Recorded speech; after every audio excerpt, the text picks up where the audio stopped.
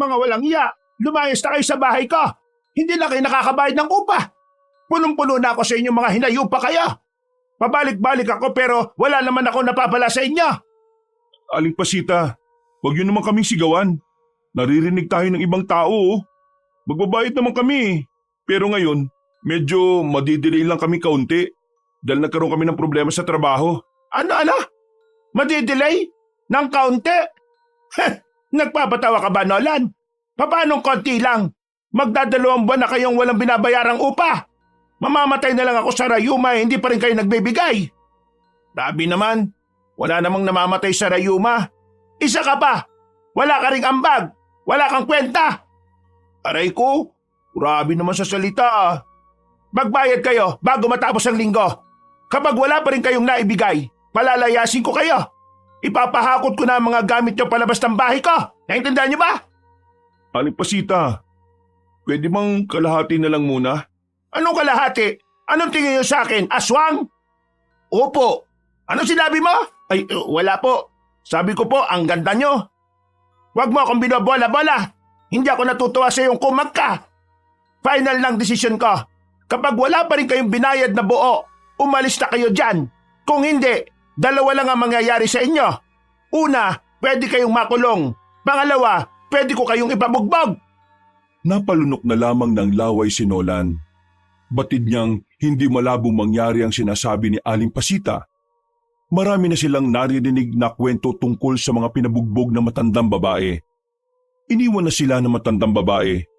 Napabuntong hininga na lamang ang dalawang binata at saka napaupo sa harapan ng kanilang pintuan. Nasaan na naman ba si Bentong? Ewan ko nga sa siraulong yun eh. Hindi na naman umuwi kagabi. Mamaya nga, hingan mo ng pera yung taong yun ha. Baka sakaling may pang-abono muna siya sa bahay. Sige. Mahirap na rin kasi baka mamaya totohanin ni Aling Pasita ang banta niya. Gagawin niya talaga yun. Parang hindi mo naman alam na ginawa na niya yun dati. Napapailing na lamang si Nolan kung bakit ba kasi kung kailan parating ang mga bayarin nila saka pa nagkatanggalan ng tao sa kanilang trabaho. Halos mag-iisang taon na rin silang makakasama sa iisang bahay. Sa katunayan, hindi naman talaga sila tubong Baryo Rosario. Nanirahan lang sila roon para sa kanilang trabaho. At ngayong wala ng trabahong dalawang binata, mukhang mapipilitan na rin silang bumalik sa kanilang pinanggalingan. Si Bentong na lang ang natitira nilang pag-asa. Hindi nagtagal, dumating na nga ang binatang si Bentong. May mga dala pa itong pasalubong sa kanila. Kaya kahit na papaano, napanatag ang kanilang kalooban na may pera nga ito.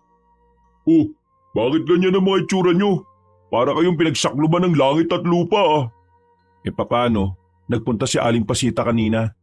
Nagsisigaw na naman dito. Naniningil na. Diba, alam mo naman na nakakasama kami sa tinanggal sa trabaho. Kaya Bentong, ayos lang ba na ikaw na muna mag-abono? Sa mga susunod na araw pa kasi ibibigay yung sahod namin eh. Ay, pambihira. Pinangutang lang din ako ng pera eh. Wala rin akong sasahurin kasi. Ha? Kasi ano? Natanggal na rin ako sa trabaho. Ay Diyos ko naman, nakisabay ka pa talaga? Anong nakisabay? Ginusto ko bang natanggal ako? Sisihin mo boss namin no? Nagbabawas na sila ng tao dahil nagtitipid na sila. Malapit na rin kasing malugi yung kumpanya nila eh. Hoy, paano na ngayon ang gagawin natin? Palalayasin niya tayo kapag wala tayong naibayad. O mas masakla pa, ipapabugbog niya tayo. Meron akong alam na paraan para magkaroon tayo ng pambayad. Hoy, ano naman yan? Hahanap na naman tayo ng sugar mommy sa sentro. Utak mo talaga biyain no. Hindi yun. Bago ko sabihin, tatanungin ko muna kayo kung lahat ba gagawin nyo para magkapera. Malamang oo. Wala naman na tayong ibang choice eh. Ano ba kasi yung sinasabi mo? Narinig ko sa matatanda. Sa dulo ng baryo natin, maraming bayawak na pagala-gala. Manghuli tayo. Diyos ko. Alam mo naman na takot ako sa mga ganyan eh. At saka di ba, nangangagat yan? Kaya nga tuturuan ko kayo kung paano ang gagawin nyo para hindi kayo makagat. Marami kong alam sa panghuhuli ng ganyan. Noong nasa Sorsogon pa ako madalas kaming manghuli niyan para ibenta sa mga inchik.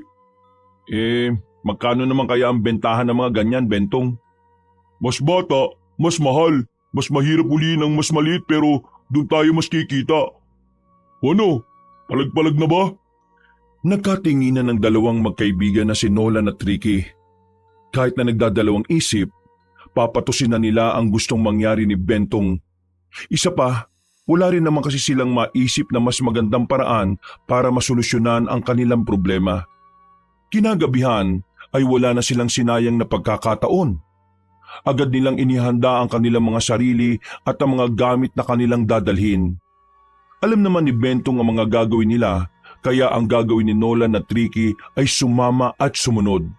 Sigurado ka bang wala namang magagalit kapag ginawa natin to? Bakit naman may magagalit? Wala namang nagmamay-ari ng mga bayawak na yun. At saka, para sa lahat ng kagubatan, no? Kasi di ba, yung ibang mga ngaso, akala mo kung sino mga tagapagmana ng kagubatan? Wala yan. Ako bahala. Kapag may nangano sa atin, iuuntog ko sila sa muscles ko. Siguraduhin mo lang kasi kung palpak to, mayayari talaga tayo kay Aling Pasita. Ilang sandali lang ay nakarating na rin sila sa dulo ng Baryo Rosario. Tahimik, walang katao-tao. Tanging ang mga kuliglig lamang ang maririnig sa paligid. Ang ganong atmosfera ay nakadagdag hiwaga at kaba sa nararamdaman ni Nolan. Pero pinipilit na lamang niyang alisin yon sa sistema niya. Nandito na tayo. Manda kayo Makasabi naman to na umanda, para namang sasaba kami sa gera. Sira ulo, malamang mabibilis sa mga bayawak, lalo na yung maliliit. Kapag tatanga-tanga ka, baka makagat ka pa. Oo pre, tama si Bentong. Di ba ikaw na rin nagsabi na nangangagat sila? Kaya focus ka dyan Dito nakasalalay ang kinabukasan natin. Kapag wala tayong nahuli kahit na isa, siguradong sa kalye na tayo matutulog. Nang may pasa sa muka. Pumasok na silang tatlo sa kagubatan. Maigi nilang itinutok ang ilaw sa mga gilid-gilid. Noong mga sandaling yon, kahit na porsigido si Nolan, hindi pa rin niya maiwasang hindi kabahan. Yung kasi ang unang pagkakataon na ginawa niya yon. Tiningnan nila ang mga sulok-sulok kung saan dun daw di umano nagtatago ang mga bayawak. Pero sa kasamaang palad, wala pa rin silang nakikita kahit mag-isang oras na sila roon. Hindi na nga nila napapansin na unti-unti na pala silang napapalayo. Masyado nang masukal ang kanilang nadaraanan. Sobrang layo na natin Parte pa ba ng baryo natin to? Oo, parte pa rin to. Ang sabi kasi nila dati, itong parting ito ang unang tinirhan ng mga tao. Kaya kung napansin nyo kanina, may mga kubo tayong nadaanan. Ang usap-usapan, dating tirahan ng mga manunugi sa mga kubo na yun. At dito sa area na to, unang nabuo ang Baryo Rosario. Anong manunugis naman yung sinasabi mo? Manunugis? Yung mga umano sila ng Puro ka naman ano? Ano nga? Mga nanguhuli o pumapatay daw sila ng aswang. Narinig ko na nga yan. Pero di ba, kwentong bayan lang ang mga aswang? Hindi ko sigurado. Wala naman akong pakialam Ituon nyo na lang yung atensyon nyo sa ginagawa natin. Masyadong mabibilis sa mga bayawa kaya kung di kayo nakafocus, wala talaga tayong mahuhuli. Ang sabihin mo, wala talaga nun dito. Huwag kang maingay. Bakit? Huwag kang maingay, may naririnig ako. Dahan-dahang naglakad si Bentong sa harapan ng malaking puno. Tinutukan niya yun ng ilaw. Nakita nila roon ng isang bayawak na parabang nakatingin din sa kanila. Nakita nila roon ng isang bayawak na parabang nakatingin din sa kanila. Nang makita nilang parang hindi gumagalaw ang bayawak, agad-agad na rin silang kumilos. Hawak-hawak nila ang tig-iisang sako. Pero nagulat na lamang sila nang biglang gumapang ang bayawak palayo. Abulin natin! Diyos ko, nakatunganga pa kayo dyan! Wisit naman bayawak to, biglang tumakbo. Nilakihan ni Nolan ang kanyang hakbang para makahabol siya sa dalawa niyang kasama. Pero noong mga sandaling yon, bigla na ring nawala sa paningin nila ang bayawak. Laking pagkadismaya ng tatlo sa nangyari. Hindi nila maiwasang hindi magsisihan. Ang babagal niyo kasi! Kung kumilos sana kayo kagad, hindi sana nahuli natin. May pambayad na sana tayo ng upa. Aba, bakit naman kami ang sisisihin mo? Ikaw nga tong bumugaw sa bayawak Kung hindi ka sana agad kasi lumapit, Eh di, hindi naman siya tatakbo. Naku naman oh, nagsisiyan pa tong dalawang kumag na to. Wala na tayong magagawa kung nakatakas na. Ipagpatuloy na lang natin ang paghahanap. Ang mahalaga ngayon, alam na nating meron naman talagang bayawak dito. Uy, tingnan nyo, may bahay oh. Mukhang may nakatira dyan ah. May ilaw yung bahay eh. Hoy, anong gagawin natin? Bayawak ba nakatira dyan para lumapit tayo dyan? Hindi magtatanong lang tayo. Baka kasi may alam sila kung saan parte ng area na to nagtatago ang mga bayawak. Napapailing na lamang na sumunod si Nolan at Ricky kay Bentong. Nang makalapit na sila sa bahay, napansin nila ang malit na bell na nakasabit sa gilid ng gate na kawayan. Pinatulog nila yon para maabisuhan kung sino man ang nasa loob. Magdadalawang minuto na pero wala pa rin lumalabas ng bahay. Baka naman nakakaabala pa tayo. Mukhang tulog na yung nasa loob niyan eh. Oo nga pre, tsaka sobrang layo na rin natin. Parang hindi na yata to parte ng Bayo Rosario eh. Kubal mo nga kayo, naririnig ko may tao sa loob. Ang bira. Naririnig mo eh, wala nga kaming naririnig. May naririnig ka bang? Manahimik ka nga kasi muna. Sabay-sabay silang napatigil na makita nilang nagbukas ang pintuan ng bahay na bato.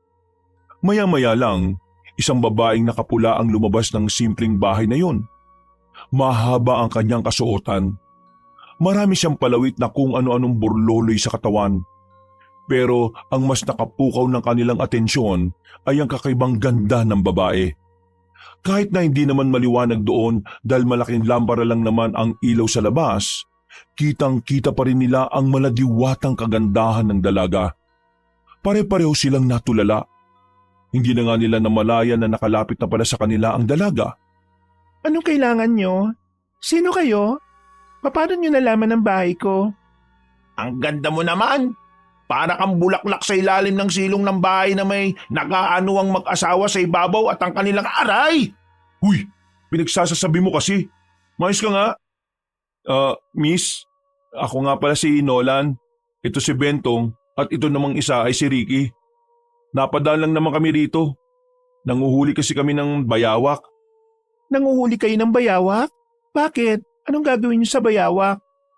Uy, Bentong, magsalita ka naman. Oh? Ang bira. Natuliro na ba kayo? Ako na nga. Miss, kailangan kasi namin ng pera. Manguhuli kami ng bayawak para ibenta sa mga Chinese sa bayan. Yung pera nakikitain namin, ipambabayad namin sa upa. Kasi palalayasin na kami sa inuupahan namin. Kasi wala kaming pambayad eh. Or else, papalayasin na kami or bubugbugin kami. Hindi kayo dapat nanguhuli ng bayawak sa parting to. Mapapahamak lang kayo. Alam naman namin na delikado ang mga bayawak. Nangangagat sila. Alam namin yun. Pero wala naman kaming magagawa sa ngayon eh. Hindi naman kami makabalik sa trabaho. Wala kayong ideya kung anong klase ng mga bayawak ang narito. Kaya hanggat maaga pa, itigil na ninyo ang gusto nyong gawin. E paano naman yung pambayad namin sa upa? Ibang bagay ang pagkakitaan nyo. Hindi nyo dapat pinagdidiskitahan ng mga bayawak dahil kakaiba sila. At baka maging buhay pa ninyo ang kapalit. Ano kasi? Bakit parang napaka-misteryoso na mga sinasabi mo? Pwede mo naman kaming diretsuhin eh. Mas ligtas kayo kung wala kayong alam. Kaya mas mainam na umalis na kayo. Sino ka ba? At anong pangalan mo? Hindi nyo na kailangan pang malaman. Sundin nyo na lang ang sinasabi ko. Umalis na kayo rito bago pa itong maging dahilan kung bakit magbabago ang buhay ninyo. Pasensya ka na miss ha. Pero hindi ka naman kasi namin kilala eh. Kaya paano kami makikinig sa'yo? Kailangan talaga namin ng pera eh. Wala na kaming ibang maisip na paraan para kumita ng hindi bababa ng 20,000. Eto na lang. Kaya sana kung hindi mo kami matutulungan, huwag ka na lang sana makialam. Uy, mayos ka nga. Babae yan oh. Wala naman ako masamang sinabi ah. Totoo naman na kailangan nating kumita. Miss, pasensya ka na talaga ah. Pero kung mapapautang mo kami, pwede naman kaming tumigil na eh. Uy, ito talaga sobrang kapal ng muka. Sige na miss, maraming salamat na lang sa oras ha. Lalarga na kami, manghuhuli pa kami ulit eh. Pagsisisihan nyo ang gagawin nyo. Ngumiti na lang si Nolan sa dalaga. Pero aminado siyang nahihiwagaan din siya kung anuman ang naisabi ng babae sa kanila. Ganun pa man, kailangan nila magpatuloy. Kailangan nila ng pera dahil hindi na nila alam kung saan sila pupulutin kapag wala silang nadiskartehang pera. Bumuntong hininga na lamang si Nolan habang naglalakad sila. Si Bentong naman bigla na lang nagsalita matapos ang ilang minutong pananahimik. Ito naman si Nolan, ang sungit mo sa babae. Ayaw mo ba sa maganda? Mahilig ako sa maganda, pero hindi naman ito ang panahon para makipaglandian eh. Di ba kaya tayo narito para hindi tayo mapalayas? Kayong dalawa talaga kapag nakakita ng magandang babae, nawawala kayo sa sarili. Nagpatuloy na lamang sila sa kanilang panguhuli. Inabot na sila ng halos 4 na oras sa kagubatan pero wala pa rin silang napapala. Naliligaw na nga rin sila ng landas. Hindi na nila alam kung papaano sila makakabalik. Ito na nga ba sinasabi ko eh. Hindi nyo man lang tinandaan kung saan yung daan pabalik. Oh, bakit ako? Sino bang nagyaya magpunta rito? Sino bang nagsabi na kailangan natin ng pera? Di si Aling Pasita, buwang ka pala eh. Di kasalanan niya to. Wala na nga tayong nahuli, bangayan pa kayo ng bangayan. Malas naman talagang buhay to oh. Oh, dito sa kaliwa, baka may daan na rito. Lumiko nga sila sa kaliwa. Nabuhayan sila ng loob na makita na nila ang ilog na kanilang nadaanan kanina. Nabawasan na rin ang kaba at pag-iisip nilang baka pinaglalaruan na sila ng engkanto. Patawid na sana sila sa ilog nang bigla makakita sila ng bayawak na nasa ibabaw na malaking bato. Para itong may tinitingnan sa malayo. Nagkatinginan ng tatlo. Nagkakasenyasan. Ako na uhuli. Hinanda na ni Bentong ang malaking sako. Marahan siyang naglakad. Mga ilang sandali lang, bigla na lamang humarap ang bayawak sa kanila. Mabuti na lamang ay agad-agad na ring sinaklob ni Bentong ang sako sa bayawak. Matagumpay nitong nahuli ang hayop na yon. Dali-dali nilang tinalian ang sako para hindi na yon makakawala pa. Tuwang-tuwa ang tatlo. Sobrang saya nila dahil sa wakas, meron na rin silang maibebenta. Ayos! Maliit na bayawak to, kaya mas mahal to.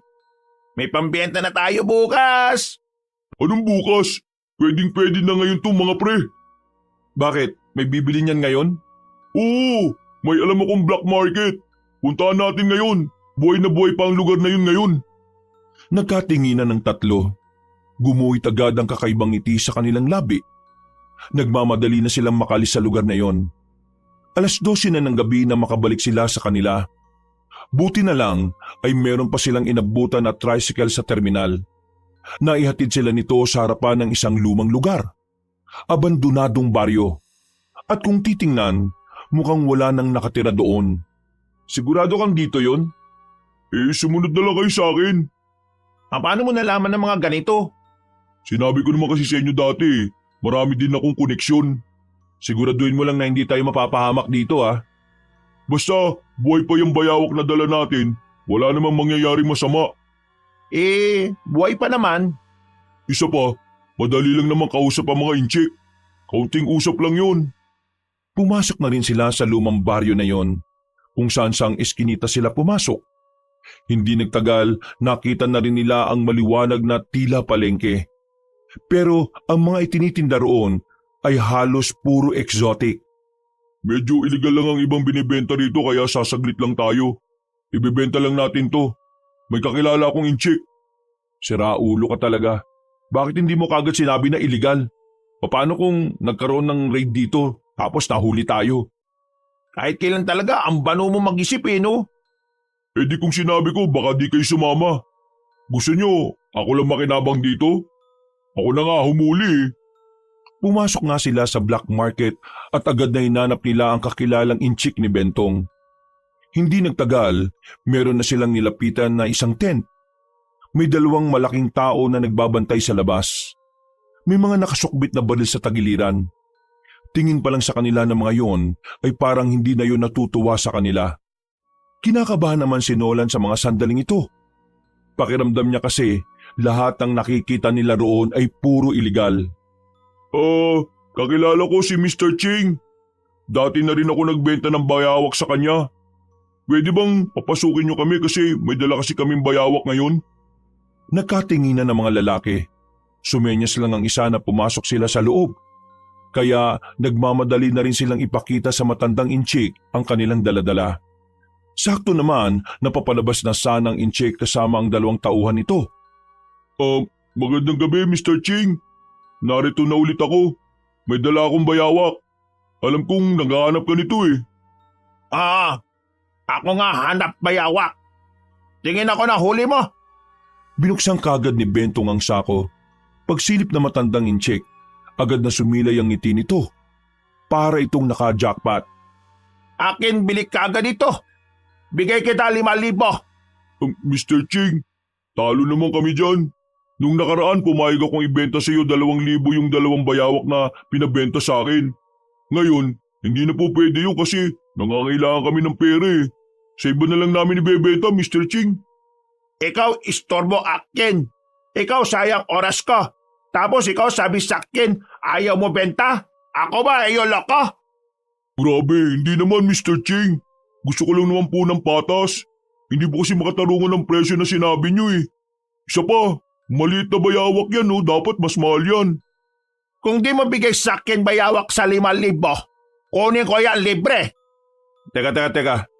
Hindi naman tama yan. Pinaghirapan naming hulihin yan tapos kukunin nyo lang ng libre. Sige na, papayag na kami ng 5,000. Ikaw, wag kasali usapa mga matalino. Wala ka alam dito kaya ikaw tahimik. Grabe naman kayo sa amin porke mayaman kayo. Kung hindi nyo kayang magbayad ng tama, paalisin nyo na lang kami. May iba pa dyan na karapat-dapat sa nahuli namin bayawak. Pasensya na po kayo pero wag na po kayo magalit. Wala naman po kaming ginagawang masama eh. Nasabi lang naman po namin ang totoo. Kahit gusto nyo, ayaw nyo, ako wala pake. Kayo abala akin oras. Ako kuha para sa akin. Kumilos sa mga lalaking tauhan ng inchek at naglabas ng baril saka itinutok sa kanila. Sa mga sandaling yon, kagad na dumaloy ang takot sa kalooban ni Nolan. Wala na silang nagawa ng makitang nakahawak na sa gatilyo ang mga yon. Anumang oras, maaari silang bumulagta kapag pumalagpas sila. Kaya kahit na ayaw nilang ibigay ang pinaghirapan nila, hinayaan na lang nilang makuha ni Mr. Ching kaysa naman sila ang kunin ng langit. Umalis ang inchik kasama ang mga bata-bata nito. Naiwan sila sa loob ng tent na sandali pang natulala. Nang masiguro nilang wala na nga ang mga yon, saka pa lamang sila natauhan. Napaupo na lamang sila at tuminga ng malalim. Buong akala nila ay yun na ang kanilang katapusan. Akala ko ba walang mangyayaring masama sa atin? Lintik na yan. Munti ka na nating makita si San Pedro Uy, Bentong, ano na? Palyado to. Kasalanan mo to eh. Ay nako, pambirang buhay naman talaga oh. Yun na nga lang ang pag-asa natin eh. Nakuha pa sa atin. O naman kasi Bentong eh. Di mo man lang sinabi na ganun pala katarantado yung inchik na yun. Eh di sana sa iba na lang natin inalok. Hindi ko naman alam na ganun siya eh. Nung una kasi namin pagkikita, mabait naman siya. Noong pagkikita niyo pa yun, kailan pa yun? Akala mo yata hindi nagbabago ang tao eh. Wala tayong napala. Nga. Oo na. Kasalanan ko na. Kung makasisi kayo dyan eh, kala nyo naman may magagawa ako sa baril. Ako naman ang nakahuli nun eh. Wala nga kayong ambag pero kung sisihin nyo ako, parang di kayo makikinabang sa akin. Hoy, may ambag din kami no. Naghirap din kami maghanap Tsaka pwede ba? Kung aaminin mong kasalanan mo to, tanggipin mo na lang. Dahil pang sinasabi. Kahit magrambulan pa tayo dito, wala naman na tayo magagawa eh. Dala-dala na ng 3 lalaki yung bayawak na yun. Ang isipin na lang natin ay kung paano tayo makakahanap ng ipambabayad kay Aling Pasita. Napapakamot na lamang sa ulo ang binatang si Nolan. Sumasakit ang utak niya sa kakaisip. Kung bakit ba naman kasi kung kailan sila sinisingil, saka pa sila nawala ng trabaho. Naglakad na lamang palabas ng black market ang makakaibigan. Sa kanilang paglalakad ay natanaw nila si Mr. Ching na nasa harapan ng isang sasakyan kasama ang 3 lalaki. Meron itong kinakausap. Sa takot na baka patayin sila ng mga yon, hindi na muna sila tumuloy. Mas pinili nilang gumilid at hintayin makaalis sa mga yon. Malas talaga. Sino bang may balat sa puwet dito? Parang ayaw talaga tayong paalisin Manahimik ka na lang dyan kasi baka marinig pa tayo rito. Mukha pa namang sanay na pumaslang ng tao mga yan. Oh, tingnan nyo oh. Nagtaka silang tatlo nang masipat nilang parang umuga ang sasakyan. Nagtaka rin ang mga tauhan ni Mr. Ching. Lumapit ang mga armadong lalaki sa compartment. Nagtaka ang mga yon kung ano ang iba pang nasa loob. Samantalang ang bayawak lang ang inilagay nila roon.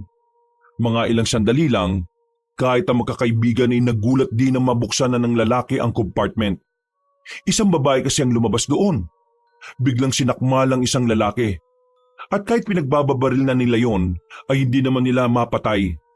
Masyado mabilis ang babae. Gumagapang-gapang yon sa kung saan-saan.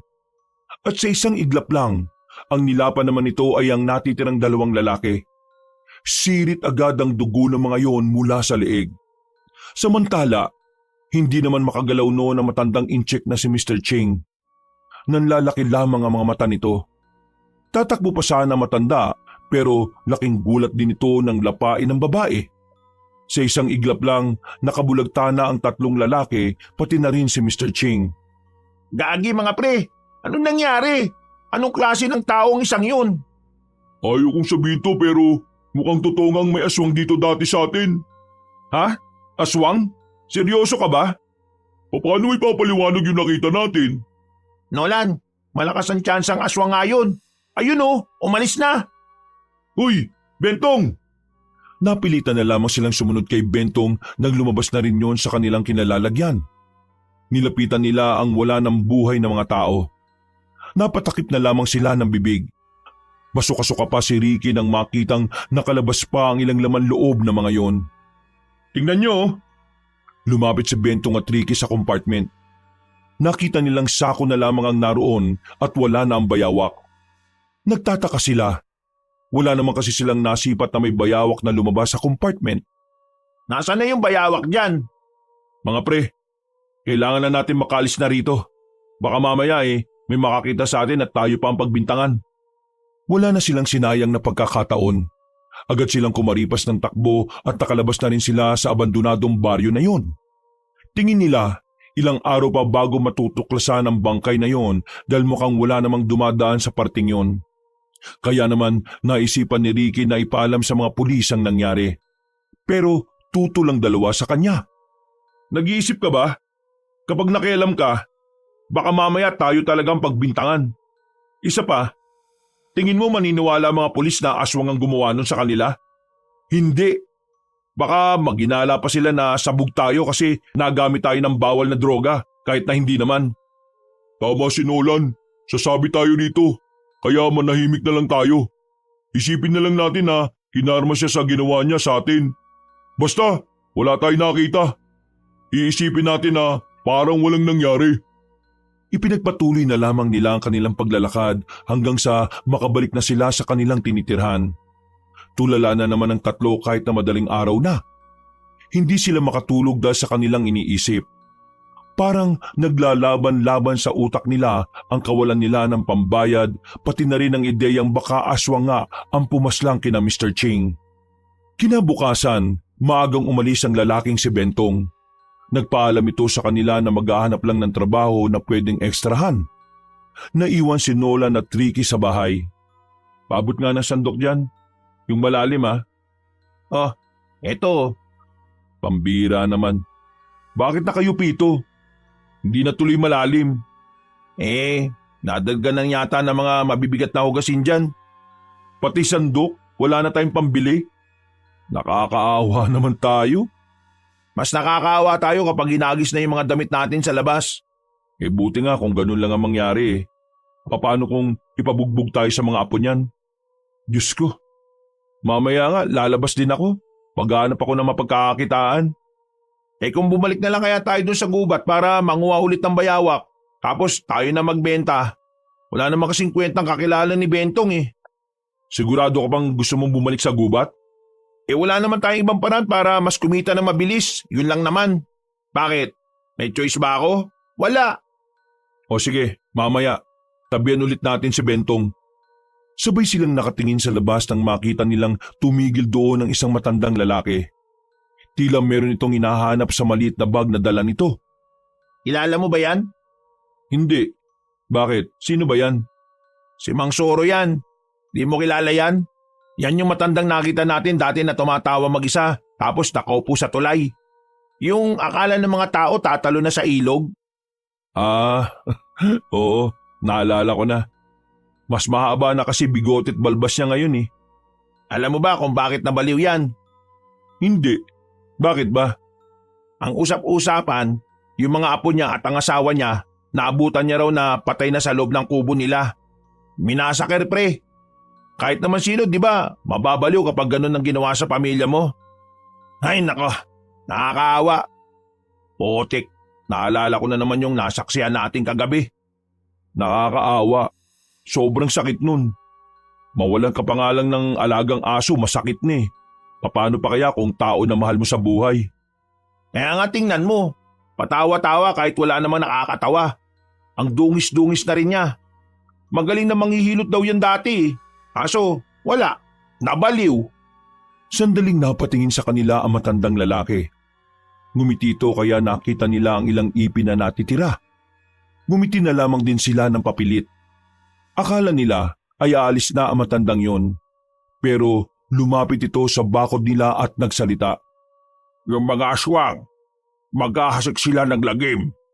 Kailangang mailigtas ang babaeng albularya. Kailangan hindi siya magamit ng mga aswang. Kasi kung hindi, mas lalo silang lalakas. Kasing lakas ng tama ninyo. O di ba? Lakas ng tama, di ba? Hayaan mo na. Huwag mo na lang pansinin. Naglakad na pali sa matanda habang tumatawa. Napapailing na lamang ang dalawang magkaibigan at itinuon na lamang ang atensyon sa pagluluto. Mga ilang sandali lang ay natapos na rin sila at sabay na rin kumain. Bandang 12:00, lumabas sila para maghanap ng pwede nilang pagkakitaan. Pero habang tinatahak nila palabas ang kanilang baryo, nadaanan nila ang kumpulan ng mga tsismosa. Pinag-uusapan ng mga yon ang tungkol sa nangyaring pagpatay kay Mr. Ching. Saka lamang din nila nalaman na ang inchik pala na yon ay kilala ng ilan sa mga kalugar nila. Nagpapautang daw kasi ang matandang inchik at kapag naniningil na, triple na ang tubo. Noong mga sandaling yon ay kinabahan silang dalawa kahit papaano. Ibig sabihin lang kasi nito, may iba ring nakakita sa nangyari. Pero kumilos ng normal si Nolan at Ricky. Kagaya ng kanilang napag-usapan, magsasawalang bahala sila sa nangyari. Pero kahit na ganoon, hindi naman nawawala sa utak ni Nolan ang posibilidad na aswang nga ang babaeng pumaslang sa mga yon. Naisip ko lang pre, paano kung yung bayawak pala yung aswang? Sinasabi mo bang yung nasa loob ng sako, yun yung aswang? Oo, kasi tingnan mo ang tanging nakita natin na lumabas sa compartment ay yung babaeng alimaw. O edi, saan napunta yung bayawak kung hindi yung babaeng yun mismo yung bayawak? Akala ko kasi mga aswang aso at pusa lang. Yun ang ginagamit na pagpapanggap nila. Malay mo nga lang naman, di ba? Mas maganda nang iniisip natin yun. Para mamayang gabi, mapagandaan natin kung sakali mang totoo yung sinasabi ko. Tumango na lamang si Nola noong mga oras na yon. Itinuon na lamang nila ang atensyon sa paglalakad. Naglibot-libot sila sa malaking baryo ng Rosario. Ang kaso nga lang, wala silang mahanap na trabaho.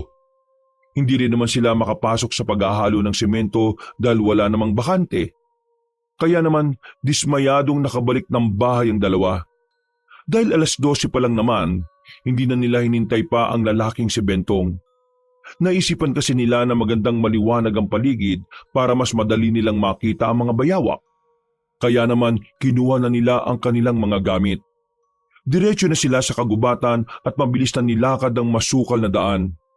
Tinandaan na nila ang kanilang mga dadaanan kaya kampante na sila na hindi naman na sila maliligaw. Yun na yung bahay ng babae Siguradong doon na yung parting papuntang ilog kung saan natin nahuli yung bayawak. Nang mapadaan na sila sa bahay ng babae, nakita nila itong nasa bakuran. Lalagpasan na lang sana nila nang biglang lumapit ito sa kanila. Tiningnan sila ng seryoso. Tila inaalam kung ano ang kanilang gagawin.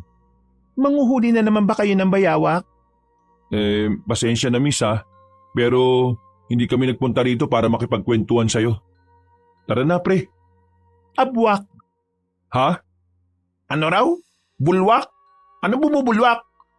Abwak. Yun ang tawag sa mga aswang na may kakayahang mag-anyong bayawak. Dahil sa kanilang narinig ay parabang naging masyadong seryoso ang mga sandaling yon para sa kanila. Hindi sila makapagsalita. Lalo na nang maging konektado ang sinasabi ni Amihan sa hinala nilang baka ang aswang na nakita nila ay ang bayawak din mismo. Hindi nyo alam ang bagay na yon. Pero ngayon sinasabi ko na sa inyo na hindi nyo dapat hinuhuli ang bayawak sa parting ito. Dahil hindi kayo nakakasigurado kung ang hinuli nyo ay normal na bayawak lang o aswang na nagpapanggap lang. Ang totoo niyan, meron kaming nahuling bayawak. Dinala namin sa black market pero kinuha sa amin ng mayamang inchik.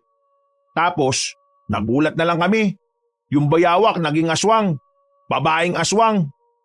Nanlaki ang mga mata ng dalaga. Bumukas na kagad ang kakaibang pangamba sa mukha nito. Anong sinabi nyo? Hindi mo ba ganong narinig? Lumingon-lingon ng babae sa labas. Tila ba meron itong nararamdaman sa paligid. Nagulat na lamang si Nolan at Ricky nang pilitin sila nitong pumasok sa loob. Dali, pumasok kayo dito. Bilisan nyo. Ha? Bakit? Bilisan nyo na. Bakit nga? May aswang sa paligid. Nang suyuri nila ng tingin ng paligid, ay napansin nilang parang may mga tao sa likuran ng halamanan. Nakaramdam na rin sila ng takot. Kaya kahit na wala pa silang tiwala sa babaeng yon, hindi na rin sila nag-inarte pa. Pumasok sila sa bahay ng dalaga at sumilip sa bintana. Sino yung mga yon? Mga aswang. Pinabalik-balikan na nila ako. Bakit? Ano bang kasalanan mo sa kanila? At kung aswang nga sila, ano bang meron sa iyo at binabalikan ka ng mga aswang? Tingnan nyo ang bahay ko. Yan ang kasagutan kung ano o sino nga ba talaga ako. Teka, albularyo ka? Oo, isa akong albularyo. At ang dahilan kung bakit nila ako binabalik-balikan ay dahil meron silang kailangan sa akin. Kailangan nilang gamitin ang kaalaman ko para palakasin pa ang lahi ng mga aswang.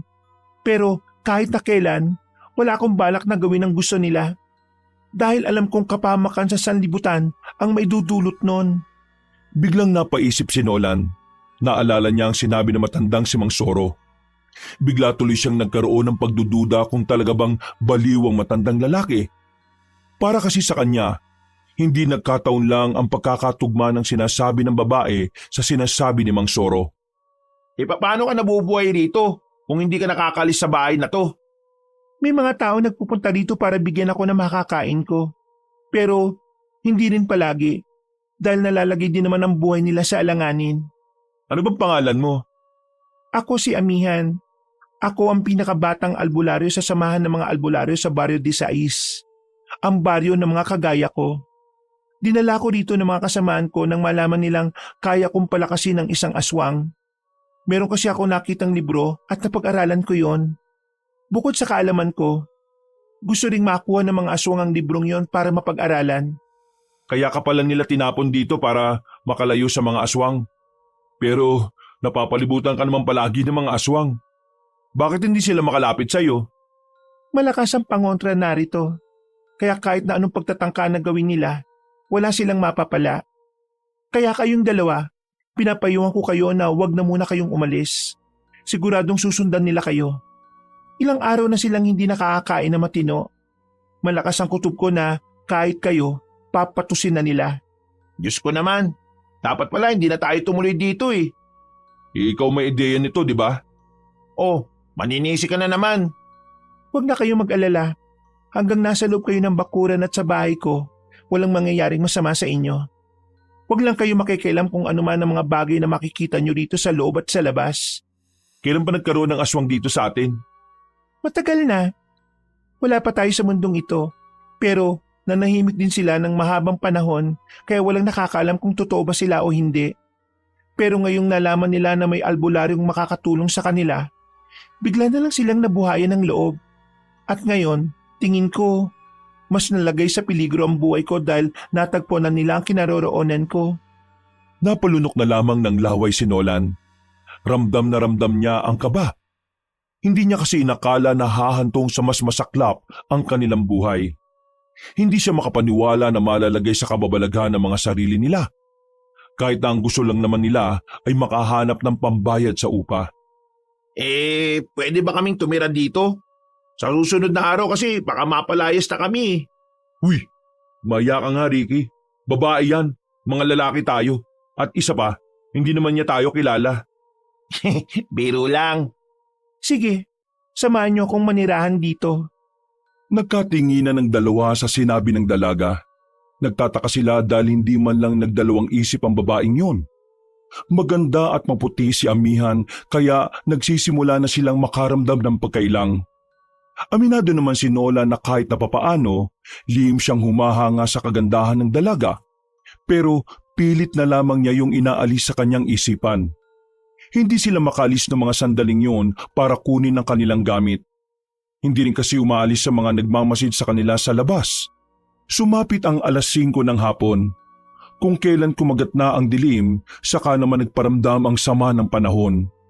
Bigla na lamang kasing umulan na malakas. Sinasamaan pa ito ng malakas na hangin. Amihan, sigurado ka bang kakayanin ng bahay mo ang malakas na hangin? Parang umaangat na yata ang bubong eh. Sementado nga, sablay naman ang bubong nito. Kinababahala ako nito. Baka yung mga sinasabi mong pangontra, lipa rin ng hangin eh. Kapag nawala yun, di ba makakalapit na sila sa atin? Oo, kaya nga ipagdasal na lang natin na sana humina ng ulan at ang hangin. Kasi kahit masama na ang panahon, nararamdaman ko pa rin sila sa labas. Kunin yung 2 itak na yon.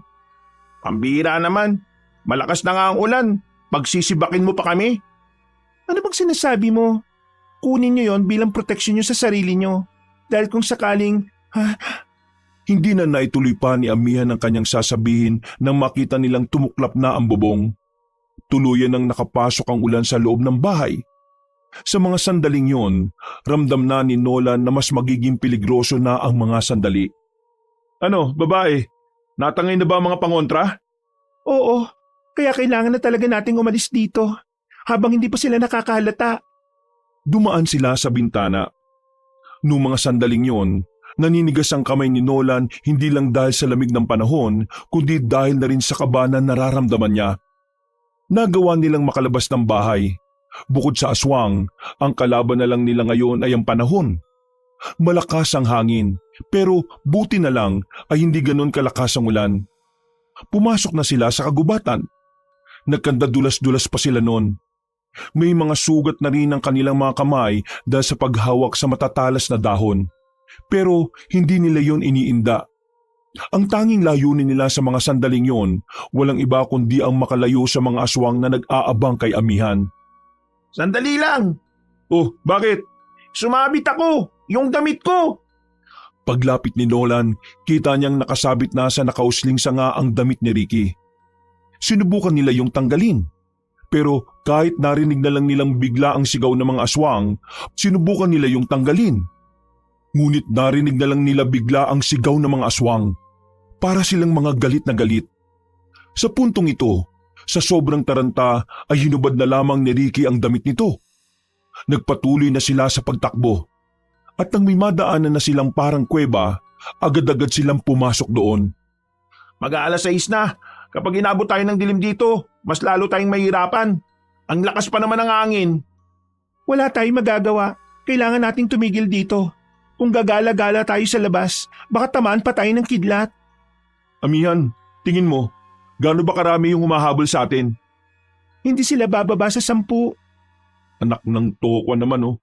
Ang dami naman pala nila. Marami talaga sila. Para siguraduhin madali nila ako makukuha. Pero wala silang kaalam-alam na kakayanin ko naman silang labanan. Ang mabuti pa, maghanap na lang tayo ng tuyong kahoy dito sa loob ng kuwebang to. Para naman makapagpainit tayo. Nilalamig na ako eh. Wag.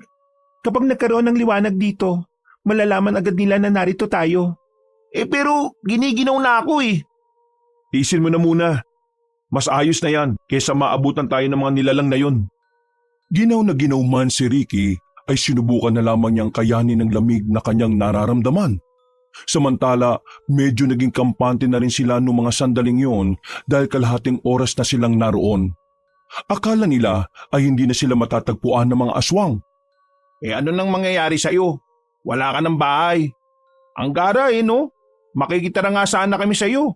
Kaso, bigla ka namang nawalan ng bahay. Hindi ko alam kung saan ako pupunta. Hindi rin ako maaaring bumalik sa amin. Mapapahamak ang mga kasamahan ko. Hindi lang sila, pati na rin ang mga pamilya namin.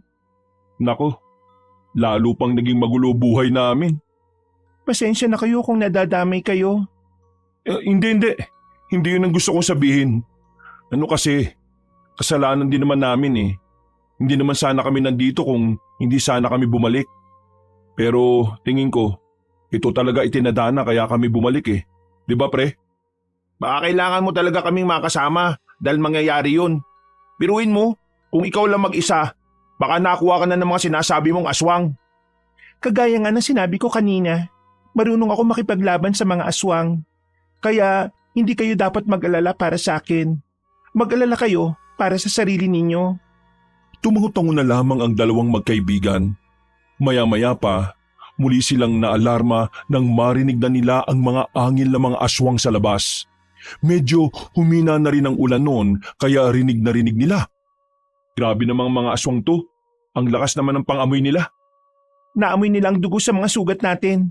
Kaya naman, kailangan na nating lumaban. Ano? Lumaban? Bakit? Takot ka ba? Ako? Takot? Wawa? Sapakin ko pa sa mukha yung mga yan eh. Hindi natin sila dapat maliitin. Bababangis sila. Hindi silang ipapadala para kunin ako kung basta-basta aswang lang sila. Ayan na sila. Nasa harapan na. Nakatayo na ang mga aswang sa bukana ng kuweba. Napapalunok na lamang ng laway si Nolan. Kahit na may hawak siyang itak, hindi niya sigurado kung kakayanin ba nilang talunin ang mga yon. Wala pa siyang tiwala kay Amihan. Porque kasi babae ito, iniisip niyang mainhin ito. Nang may gumapang na dalawang aswang palapit sa kanila, umuna si Amihan sa kanila. Ayan na sila. Nagmamadaling pinalaga ni Amihan ng dalawang aswang. Gamit lang ang itak na hawak nito ay nakipagsabayan ng dalaga sa mga nilalang. Napanganga naman si Nolan at Ricky sa kanilang nasasaksihan. Parang ibang babae ang napapanood nila. Nawala ang pagiging mahinhin. Tara, tulungan natin siya, Ricky! Kahit paamba-amba lang ang dalawa, nagagawa nilang itaboy ang ibang aswang na lumalapit sa kanila. Pero maya-maya pa, mas lalong kinabahan si Nolan nang makitang nadagdagan pa ang mga aswang. May iba pang dumating. Diyos ko naman, hindi pa nga natin napapatay ang mga to. May mga dumating pang bago. Amihan, di ba ikaw ang kailangan nila? Pumasok ka sa loob, dali! Baka may lagusan. Pre, dead end yun. Malas naman talaga oh. Labanan na lang natin sila. Wala na tayong magagawa. Inihanda na nila ang sarili nila sa pangalawang paglusob ng mga aswang nang biglang makarinig sila ng sigaw sa labas. Para bang may ibang tao pang kinakalaban ng mga yun. Hanggang sa lumabas na rin ng kuweba ang ibang aswang. Sa hindi mapaliwanag na dahilan, bigla na lamang nag-atrasa ng mga yon. Kaya naman agad-agad din namang lumabas din ang tatlo. Sa isang gilid nakita nila ang isang matandang lalaki. Medyo madilim na noon ng mga sandaling yon kaya hindi nila yon nakilala. Pero na magsalita ang matanda, para bang pamilyar sa kanila ang tinig nito. Ha ha ha! Mabuti na lang at dumating ako. Kung mga ho, akala mo naman si Santa eh. Sino ba to? Mang Soro! Magkakilala kayo? Taga sa amin to at baliw to. Teka, Mang Soro, wag mong sabihin na ikaw nga ang nagpatras sa mga aswang. Napatingin na lamang sila sa hawak-hawak na sandata ni Mang Soro. Isa yung espada na kinakalawang na ang dulo ng talim. Mang Soro, hindi mo na kailangan magpanggap. Mapagkakatiwalaan naman silang dalawa eh. Teka, si Mang Soro to, nagpapanggap na baliw? Pabuti naman at nakilala niyo akong dalawa. Oo, tama kayo nang narinig. Nagpapanggap lang akong baliw para mas malaya akong makapagmasid-masid at makarating sa lugar ng mga aswang. Ano ba talaga kayo? Vampira? Naawa pa ako sa inyo dati nung natapon yung lugaw ninyo. Hindi naman pala kayo baliw. Baliw man ako, hindi. Ang matapon ng lugaw mo ay sadyang nakakaawa talaga. Lalo na kung wala ka ng perang pambili. Nako, parang baliw nga talaga to. Si Mang Soro ang isa sa mga nagtayo sa samahan ng mga albularyo. Matagal niyang estilo ang pagpapanggap na baliw. Dahil sa ganyan niyang taktika, Marami na rin silang napatumbang mga aswang. Marami na rin siyang napatumbang mga aswang. Ano pa bang revelasyon na mangyayari? Nawiwindang na ako ah. Baka mamaya malaman na lang namin na asawa mo pala si Aling Pasita. Bigla na lamang natigil ang tawa ni Mang Soro. Nanahimik ito, bagay na ipinagtaka ng magkaibigan. Asawa mo nga? Hindi. Hindi ko nga kilala yun eh. Ay sus, lakas pala talaga ng tama nito eh. Ganyan talaga si Mang Soro. Likas sa kanya ang pagiging masayahin. Hindi na pagiging masayahin yan eh. Pagiging siraulo na yan eh. Ano ang susunod nating gagawin? Medyo tumila na ang ulan oh. Makakalis na tayo rito. Sumunod na lang kayo muna sa akin at dadaling ko kayo sa pinagtataguan ko. Sinimulan na rin nilang maglakad paalis pero hindi pa rin napapanatag ang kalooban ni Nolan. Hindi niya maiwasang hindi mapatingin sa gilid-gilid. Noong mga sandaling yon, puro mga lagas na puno na ang kanilang nadadaanan. Mas nakakatakot na ang parting yon dahil kahit nasisinaga naman ng buwan, kakaiba ang atmosperang hinahati nito sa kanila. Nakakadagdag pa ang malakas na hangin na siyang bumubuhay ng kilabot ni Nolan. Hindi nagtagal ay nakarating na rin naman sila sa sinasabing kuta ni Mang Soro. Isa itong underground na parang noon pa ginagamit na matanda. Bumaba sila sa hagdanan. Ang nagsisilbing takip lang ng lagusan ay gulong ng sasakyan. Mang Soro, di ka ba talaga baliw? Hindi nga. Pasensya na kung niloko ko kayo. Ayos lang naman po. Hindi rin naman po tayo close eh. Itong underground na to, kayo ba gumawa nito? Hindi. Ang totoo niyan, noong nakarang taon ko lang ito nadiskubre. Mga Hapones ang gumawa ng underground na ito nung panahon ng pananakop nila. Ginagamit nila ang lugar na ito laban sa mga sundalong Amerikano at Pilipino. Pero nang matapos ang labanan, naging kuta na rin ito ng mga aswang noon. Pero kalaunan, lumayas na rin sila dito dahil nung araw daw, sabi ng lola ko, wala nang nakatirang tao dito. Wala silang mabiktima, kaya gutom na lang ang inabot nila sa underground na ito. Tumigil sila sa isang parang silid na walang pinto. Sa loob nito ay marami mga nakaukit na simbolo sa pader. Karamihan sa mga letrang naroon ay parang panghapon talaga. Pero naroon din ang ilang kagamitan ni Mang Soro sa pag-aalbularyo. Sigurado na bang ligtas na tayo rito?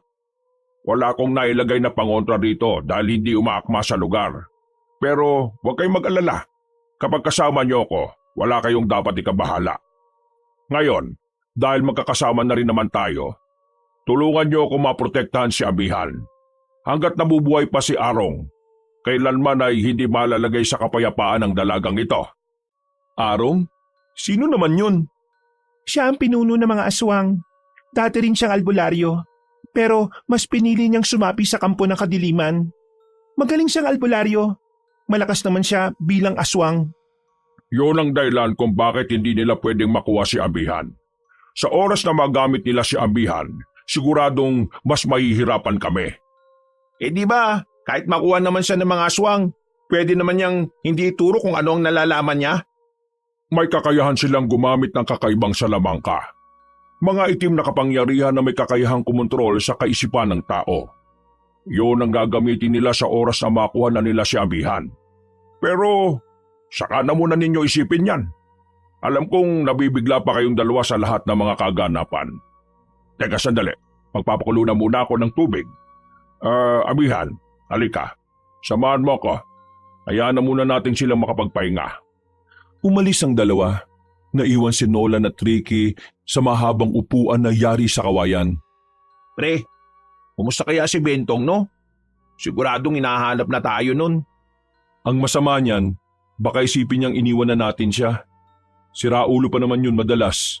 Hindi yan ang naiisip ko pre. Baka pumunta rin siya sa kagubatan para hanapin tayo. Malalagay sa alanganin ng buhay niya.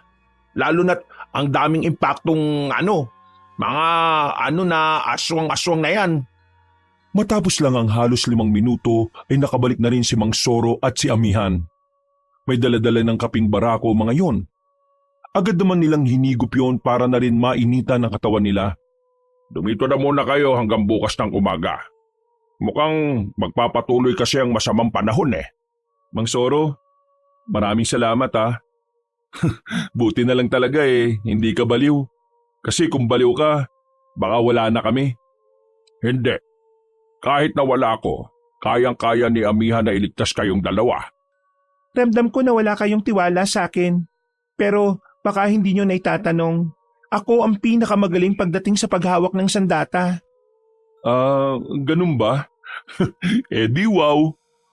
Noong mga sandaling yon, gumaan na rin kahit papaano ang kalooban ni Nolan. Pero si Ricky, pagdating na madaling araw, ay inaapoy na ito ng lagnat. Mahina kasi ang resistensya nito kaya kaunting babad lang sa ulan, bumibigay kaagad. Buti na lang, manggagamot din ang dalawa nilang kasama. Agad itong inasikaso ni Amihan. Kung ano-anong mapapait na halamang gamot ang pinainom kay Ricky. Masuka-suka pa ito sa sobrang pangit ng lasa. Pero dahil din naman doon ay naging maayos na rin ang pakiramdam niya. Magpahinga ka na muna pre. 3:00 pa lang naman Ikaw ba? Hindi ka ba matutulog? Mahihinang nilalang lang ang natutulog. Kaya ikaw, matulog ka na para makapagpahinga ka ng maayos. Diyos, yabang nito. Hindi na sumagot pa ang binatang si Nolan. Hinayaan na lamang niyang makapagpahinga si Ricky. 3 oras pa ang nakalipas, naririnig na rin nila ang tumitilaok na manok sa kung saan. Masama pa rin ang panahon, pero pansamantalang tumigil ang ulan. Kahit na wala pang tulog, kinailangan na rin nilang makaalis. Kailangan kasing makabalik ng 2 binata sa kanilang baryo. Nolan, may gusto sana akong ipapakausap sa iyo. Maingat na silang naglalakad nung oras na yon dahil sa basa pa rin ang lupa. Habang tinatahak nila ang daan, ay hindi nila maiwasang mag-usap. Ano pong ipapakiusap nyo? Kung ayos lang naman, doon na muna si Amihan sa inyo. Hindi ko siya maaaring isama sa akin Dahil gaya ko, hinahanap din ako ng mga aswang para paslagin. Napatigil si Nolan sa paglalakad. Para kasi sa kanya, hindi magandang ideya na sa bahay nila titira si Amihan. Bukod kasi sa pwede silang mapahama kapag nasundan sila ng aswang, baka mas mapaga pa ang pagpapalaya sa kanila kapag nalaman ni Aling Pasita na may kasama na silang iba sa bahay. At isa pang babae. Hindi po pwede yan Palalayasin na nga kami ni Aling Pasita sa bahay kasi wala kaming maibayad. Tapos titira pa siya sa amin. Wala ring nangyari. Isa pa, madadamay kami. Nakakatakot yung mga aswang na yan Sabihin na natin kailangan natin protektahan si Amihan laban sa mga aswang. Pero wala naman kaming alam sa patayan. Lalo na kung mga aswang pa ang makakalaban. Naiintindihan ko ang gusto mong iparating. Wala namang problema. Gagawa na lang ako ng paraan. Uy, pre naman. Kawawa naman yung tao. Alam mo namang siya ang punteriya ng mga aswang, di ba? Magagalit nga si Aling Pasita. At isa pa, hahabulin na rin tayo ng mga aswang niyan. Gusto mo na bang hindi ka na masilayan ng mga magulang mo? Pwede kang mamatay. Ako na ang bahalang kumausap kay Pasita. Kung ano man ang utang ninyo sa kanya, sige, ako na ang bahalang gumawa ng paraan. Pero kung ang iniisip mo ay ang kaligtasan nyo, pagkatiwalaan nyo naman si Amihan. Sinisiguro kong hindi naman siya magiging pabigat. O ano pre, tayag na. Ay nako, ano pa bang magagawa ko? Pero teka, bakit mo kakausapin si Aling Pasita? Para mapapayag ko siyang bigyan pa kayo ng mas mahabang palugit. Malakas naman ako sa taong yon kahit na matagal na kaming hiwalay. Akala niya kasi nabaliw na ako ng tuluyan Wala siyang malay na nagpapanggap lang ako. Para na rin hindi siya madamay. Walang Di nga. Oo, dating mag-asawa si Aling Pasita at si Mang Soro. Ang gulo mo naman kausap, Mang Soro. Sabi mo kanina, hindi mo kilala si Aling Pasita. Tapos ngayon, dati mo palang asawa. Siyempre, hindi ko muna sinabi sa inyo. Dami mong pautot, Mang Soro. Tumawa na lang ng malakas sa matandang lalaki. Para na itong nababaliw. Tumahimik lang ito na makarating na sila sa pinakagitna ng kagubatan. At makalipas nga ang ilang sandali, nakarating na rin sila sa kanilang baryo. Humiwalay sa kanila si Mang Soro. Sinimulan na naman ito ang pagpapanggap na baliw. Kayo na bahala sa kanya ha. Sige po, mag-iingat ka Mang Soro. Ngumiti lang sa kanila ang matanda at naglakad na rin palayo. Tinahak na rin naman nila ang daan pabalik sa kanilang bahay. Pagdating nila roon, naabutan nila si Bentong. Sa pangingitim ng ilalim ng mata nito, maahalatang hindi yun nakatulog. Mga buwisit itong mga to. Saan ba kayo nanggaling? Ay, teka. Bakit kasama niyo itong babaeng to? Kunwari ka pa, gusto mo rin naman siyang narito eh. Agad na silang pumasok sa loob. Dito na nila pinaliwanag ang lahat. Kumbinsido naman si Bentong. Dahil ayon din dito, may mga aswang na ring namamataan sa ibang parte ng kanilang baryo. Talamak na talaga sila mga pre. Tingin ko, nagmamadali na silang makuha itong si Amihan eh. Yun nga rin ang iniisip namin. Kaya nga dapat, bago sila magtagumpay, mapatay na ni Mang Soro yung pinuno ng mga aswang. Ha? Mang Soro? Alin? Yung baliw? Hindi totoong baliw si Mang Soro. Ang totoo, nagpapanggap lang siya para makapagmasid sa mga aswang. Miyembro siya ng samahan ng mga albularyo. Kasama niya itong si Amihan. At hindi lang yan. Si Mang Soro, dating asawa ni Aling Pasita. Ha? Anong sinabi mo? Mag-asawa sila dati. Pero mula nang magbaliw-baliwan itong si Mang Soro, naghiwalay sila. Pero ang malaga ngayon, kapag nakumbinsi ni Mang Soro si Aling Pasita, madidelay ang pag-alis natin. Napapatango na lamang si Bentong ng mga sandaling yon. Lumipas ang ilang araw. Pansamantalang walang alam ang mga aswang kung nasaan nga ba ang dalagang si Amihan. Samantala, pinayagan na sila ni Aling Pasita na manirahan pa roon hanggang 1 buwan. Sa pagkakaalam nila, nalaman na ni Aling Pasita na hindi naman pala talaga totoong baliw si Mang Soro. At saka lang din nila napagtanto na kaya pala talaga naging masama ang ugali ng matandang babae ay dahil na rin sa kalungkutan na makipag-iwalay ito kay Mang Soro. Sa ngayon, masungit pa rin naman sa kanila si Aling Pasita pero hindi na sila nito minamata. Sa ilang araw na nakalipas, napagtanto ni Nola na kailangan din nilang makipaglaban sa mga aswang. Na kung tutuusin, hindi na rin niya maintindihan ng sarili niya kung bakit kailangan pa niyang sumali sa gulo. Pero tingin ni Nolan ay dahil na rin ito sa malasakit nila sa mga kalugar nila. At lalong-lalo na kay Mang Soro. Mula kasi nang makilala nila ang matandang lalaki, nalaman nila kung gaano nito pinoprotektahan ng mga tao noon pa man. Naawa sila sa matanda dahil hanggang sa edad nito, yun pa rin ang ginagawa niya. Kahit na pati ang sarili nitong minamahal ay pinili siyang hiwalayan. Kabisado na natin lahat ng tinuro sa atin. Ngayon, kailangan na lang natin kontrolin ang utak natin para mawala ang pagiging emosyonal natin. Ang exciting ito. Di ko inakala na darating ang araw na makikipaglaban na rin pala tayo sa mga aswang. Basta, kailangan nating mabuhay ah. May mga naghihintay pa sa pag-uwi natin. Nag-akbayan na lamang ang 3 magkakaibigan. Pagkatapos, pinuntahan na rin nila si Amihan sa loob. Naabutan nila yun na naghahasa na ng maliit nitong kutsilyo. Maya-maya pa, natigil ang kanilang pag-uusap nang biglang dumating si Mang Soro. May mga sugat ito, pero hindi naman malala. Mabuti na lang at gabi na kaya walang nakakitang tao sa kanya.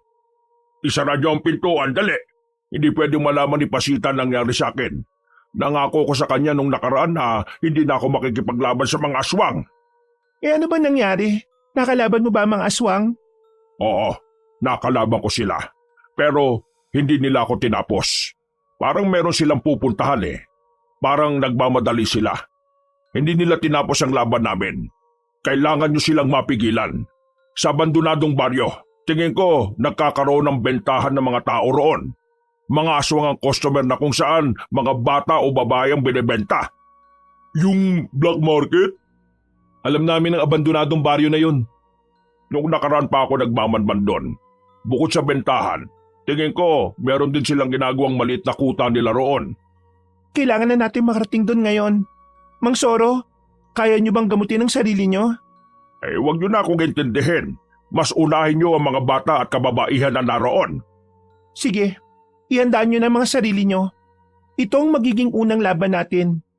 Kahit na anong mangyari, kailangan nating mailigtas sa mga bata at kababaihan. Huminga ng malalim si Nolan. Hindi niya may kakaila ang kaba na nararamdaman niya. Pinagpapawisan siya ng malamig kahit hindi naman mainit ang panahon. Naninigas na naman ang kamay niya, pero buti na lang ay nagagawa na niya itong kontrolin. Nang magsimula na sila maglakad, unti-unti na ring nawawala ang kaba at pangamba na nararamdaman ng binata. Kapag nakikita niya si Amihan na kalmado lang, naahawaan siya nito. Kaya naman kahit walang karanasan sa mga ganoong bagay, nagkaroon siya ng sapat na lakas ng loob para sumabak sa laban na yon. Iniwan nga nila si Mang Soro. Tinungo na nila ang abandonadong baryo kung saan naroroon ang black market na alam ng 3 binata. Nang makarating na sila sa abandonadong baryo, nagtaka sila dahil nawala na ang iskinitang dinaraanan nila. Meron ng harang ang mga yon. At kung susubukan naman nila makapasok, ay hindi rin naman nila kakayanin. Malas, nilagyan na nila ng harang. Parang nalaman yata nilang nakapasok tayo dati dito eh. Baka dahil yun sa pagkamatay ni Mr. Ching at ng mga kasama niya. Pagkapatay, hindi pagkamatay. Nakita natin kung paano brutal siyang pinatay, di ba? Kailangan natin makahanap ng ibang daan. Anumang oras ay magsisimula na ang bentahan. Subukan natin sa banda ron. Tara! Nang tumbukin nila ang direksyong yon, ay halos 2 minuto pa ang kanilang nilakad. Meron silang nakitang mga nakatambak na gulong.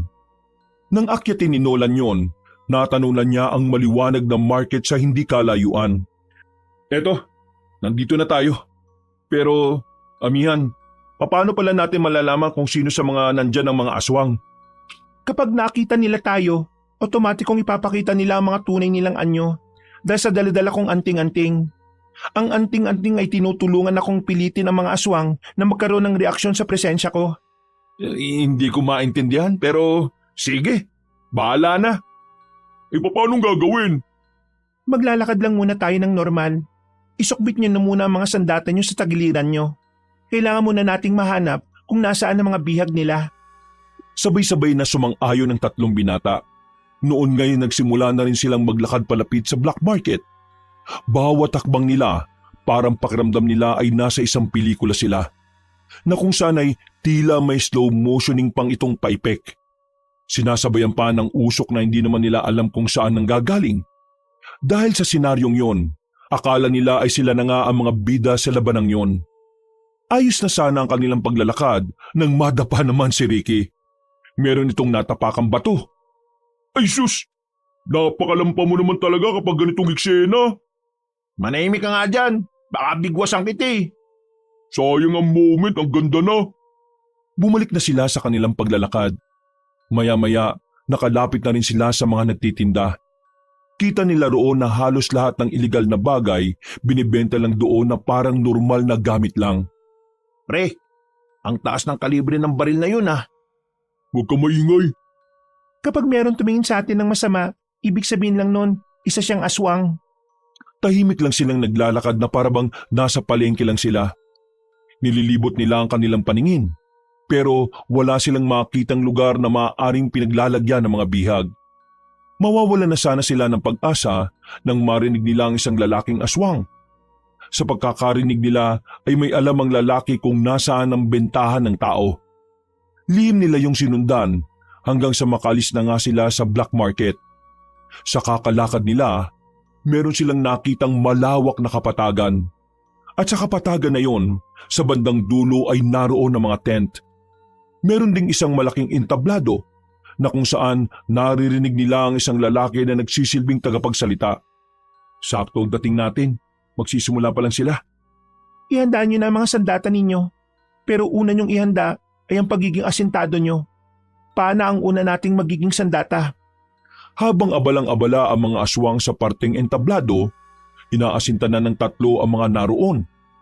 Mga ilang sandali lang, nagbigay hudyat na si Amihan. Binitiwan nila ang mga palaso. Lahat ng unang palasong pinakawalan nila ay agad din namang tumama sa mga yon. Hindi ba sila nakontento, kaya naman pinaulanan nila ang lahat ng aswang. Natatarantang parang mga pusa ang mga nilalang. Hindi nila alam kung nasa nagmumula ang mga palaso. Nang maubos na ang mga palaso nila Nolan, lumabas na rin sila ng kanilang pinagtataguan. Kanya-kanya na silang hugot ng mga sandata nila.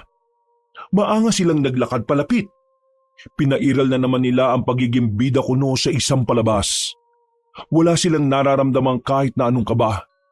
Kahit sila Nolan na unang beses pa lamang makakaharap ang mga aswang, tila sumasabay na lang sa agos ng pangyayari ang kanilang kalooban. Sugod! Kinabigla ng tatlong binata ang bigla na lamang pagbilis ng kilos ng dalaga. Pero si Nolan, naiintindihan niya agad kung bakit. Agad na nagrehistro sa utak niya ang epekto ng anting-anting sa dalaga. At sa kabilang banda, tila naging interesado din siyang magkaroon ng ganon. Pero sa mga sandaling ito, mas pinagtuunan na muna niyan ang kanilang kalaban. Ang kakapal ng mga mukha niyong ibenta ang mga taong walang kinalaman sa kahayupan ninyo! Walang awang tinaga ni Nolan ng isang aswang na humaba pa ang dila. Napatay niya yon sa harapan ng dalawang kaibigan niya. At dahil sa nakita nila Ricky at Bentong, tila ginanahan din ng dalawa na makapaslang ng aswang. Tingnan niyo si Amihan. Kaya siya ganyang kalakas at kabilis dahil sa anting-anting. Pero tayo, tapang lang ang meron tayo. Kaya tayo ang mas malakas. Tama! Bunda kayo! Muling lumapit ang magkakaibigan sa mga aswang. Sa bilis nilang makipagtagaan, wala ni isang aswang ang nagtatangkang makalapit sa kanila. Tila ba sinasalo na lamang ng mga yon ng kanilang bawat pag-atake? Nang tingnan naman nila si Amihan, marami na itong napabagsak na aswang. Mag-iingat kayo! Ikaw din!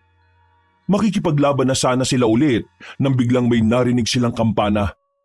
Napatakip sila ng tenga. Masakit sa tenga ang kanilang naririnig.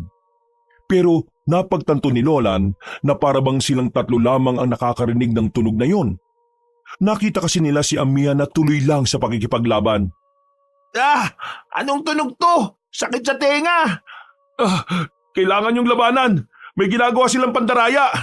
Hindi ko na kaya! Ang sakit na ng ulo ko sa tunog! Biglang tumumba si Bentong. Nabahala naman si Amihan nang makita yon. Kaya naman agad-agad itong lumapit sa kanila. Ano bang nangyayari sa inyo? May naririnig kaming kampana. Ang sakit sa tenga.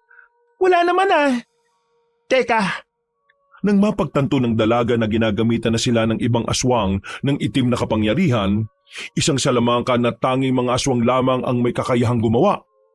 Hindi na nagsayang ng pagkakataon ng dalaga. Agad nitong binulungan ang dalang anting-anting. Buti na lang ay wala nang umatake sa kanilang aswang kaya natapos ni Amihan ang kanyang orasyon. Nawala na rin ang naririnig nila Nolan. Nagising na rin si Bentong, pero nararamdaman pa rin nila ang sakit ng kanilang ulo. Baka kaya nila nadali si Mang Soro dahil sa pandarayang yun. para sa kanila, hindi yun pangdaraya. Isa yun sa mga pinagmamalaki nilang taktika. Kapag ang aswang marunong gumamit ng itim na kapangyarihan, ibig sabihin lang nun ay marami na rin siyang alam o karanasan. Kaya mag-iingat tayo sa kanya kung sino man yan. Nasaan na mga aswang? Mga buwisit sila. Umatras na sila. Hindi na natin sila haabulin. Mas malaga sa atin ang buhay ng mga biyag nila. Nilapitan na rin nila ang mga kabataan at kababaihan na magkakasamang nakatali ang mga kamay. Huwag na kayo mag-alala. Ligtas na kayo. Sumunod kayo sa amin. Tatakas na tayo sa lugar na ito. Sinamantala na nila ang pagkakataon na wala na mga aswang sa black market. Ang iba rin namang tao na nagtitinda, nagsialisan na rin dahil sa takot na baka sila ang kainin ng mga aswang. Sa isang iglap, parang naging ghost town na ang lugar. Bentong, mauna na kayo. Bakit? Ano bang gagawin nyo? Kukunin namin itong mga baril. Kesa magamit to sa kasamaan, gagamitin natin to sa mga aswang. Agad na ipinasok ni Ricky at Nola ng mga 45 na baril sa sako. Binuhat nila yon kahit na sobrang bigat na. Nang matapos na nilang mapataka sa mga tao, bumalik na rin sila sa kanilang bahay. Diyos ka, kaya daming baril naman yan. Baka mamaya mahuli kayo ng mga pulis. May kaso yang ganyan. Ano bang tawag doon? English yun Illegal possession of underarms. Uy, anong pinagsasasabi mong underarm? Ano yung kilikili? Sige, ano? Hindi ko rin alam Basta ang alam ko, hindi underarm. Ay, wag na kayo mag-away. Ang mahalaga, ligtas na kayo. Dinala namin itong mga baril na ito pang alternatibo. Pwede rin itong pang starter sa laban. Maganda ang ideya ni Nolan, Mang Soro. Hindi natin alam kung gaano pa sila karami eh. Pero ang mas dapat natin pinaghahandaan ay si Arong. Pakiramdam ko, siya ang gumamit ng itim na kapangyarihan kanina. Mahirapan tayo sa kanya. Kanina rin. Pakiramdam ko, siya ang gumagamit ng itim na kapangyarihan. Kaya mahirapan tayo sa kanya. Kanina nga rin ho, ginamit din sa amin yon. Nakarinig kami ng malakas na tunog ng kampana. Sobrang sakit sa tenga. Buti na lang, may ginawa itong si Amihan eh. Pareho lang pala tayo ng narinig. Pero isang hudyat na yon para mas maging maingat tayo. Malakas si Arong. Uling laban naming dalawa binata pa ako. At hindi ko na alam kung ano na ang mga nagbago sa kanya. Kayo, Mang Soro, kumusta naman kayo ngayon? Buti naman kinaya niyong gamutin ang sarili niyong mga sugat. Kayang-kaya ko naman ang sarili ko. Nasanay naman ako mag-isa sa buhay ko Kaya, sige na, pagpahinga na muna kayo. Alam kong napagod kayo sa labanan. At binabati ko kayo dahil nakabalik kayo ng ligtas at walang napahamak. Napaka-basic lang naman kasi kalaban ng mga yun eh. Akala ko pa naman, sisilip na ako sa kamatayan. Hoy, huwag ka na munang magyabang. Malakas ang kutob ko na ang mga nakalaban natin kanina ay mga pinakamahihina lang na aswang.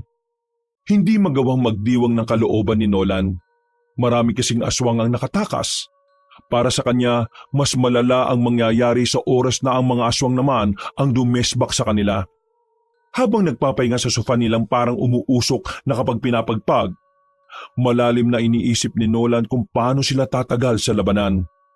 Hindi niya kasi malaman kung ano ba talaga ang kakayahan ng sinasabi nilang Arong. Makalipas ang 5 araw, wala na munang aswang ang nagparamdam sa kanila. Para sa kanila, isa itong malaking himala matapos silang mapaslang ang ilan sa mga yon. Pero masama ang kutob ni Nolan doon. Isang hapon, nasa bakuran lamang sila. Normal lang ang kilos nila, na parabang wala silang mga nakalabang aswang. Parang wala silang iniisip na panganib. Biglang dumating ang matandang si Aling Pasita. Buong akala nila, sisingilin na naman sila nito. Pero hindi. Si Mang Soro ang pakay nito. Malabasin nyo nga rito yung siraulang matandang yan. Bakit hindi na lang po kayo pumasok? Bahay nyo naman po kasing dalawa yan Anong Gusto mo palayasin ko kaya? Teka lang. Ikaw nga pre, doon ka nga muna. Ginagalit mo naman si Aling Pasita Aling Pasita, pasok na lang po kayo sa loob. Nagpapahinga po kasi siya Tinarayan pa sila na matanda. Tinasan muna sila ng kilay bago ito naglakad papasok ng bahay. Mukhang magkakabalikan na yung dalawa. Tama lang yan. Para naman kahit papano bumalik na yung dating ugali ni Aling Pasita. Sabi kasi ni Mang Soro sa akin, napakabait si Aling Pasita nun teka nga, nasaan ba si Amihan? Aba, nandito lang yung kanina. Oo nga, nandun naman nagpunta yung isang yun. O sige, dito lang muna kayo. Hahanapin ko lang. Malapit ng gumabi Baka pagalitan tayo ni Mang Soro dahil hinayaan nating mag-isa si Amihan. Sandaling kinuha ni Nolan ng itak sa gilid at inilagay sa kanyang tagiliran. Lumabas siya ng kanilang bakuran. Naglakad-lakad siya para hanapin ang dalaga. Nang matanaw niyang bumibili ito sa bakery, binilisan niya ang kanyang lakad. Pero sa hindi malamang dahilan, bigla na lamang siyang may narinig na tinig. Para bang may bumulong sa kanya at tinatawag ang pangalan niya. Nang umarap siya sa likuran, nakita niya ang isang matandang lalaki. Mukhang mayaman ito dahil sa pagiging magara ang kasuotan nito. Kayo po bang tumawag sa akin? Bakit naman kita tatawagin? Kilala ba kita? Pinagmasdan ulit ni Nolan na matanda ng maigi. Yung pakiramdam niya, para bang matagal na niya itong kakilala. Pero kapag iniisip niya kung papaano, mas lalo lang sumasakit ang ulo niya. Nagkamali lang ho siguro ako. Pasensya na. Sandali. Bakit? Ano bang kailangan niyo?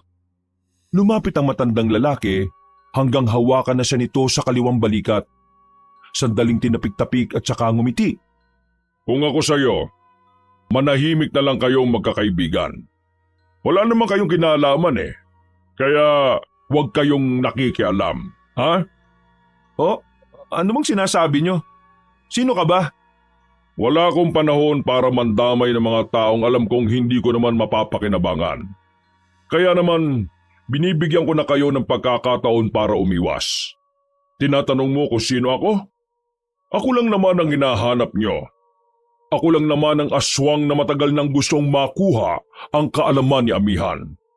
Ako ang pinuno ng mga aswang. Ako si Arong.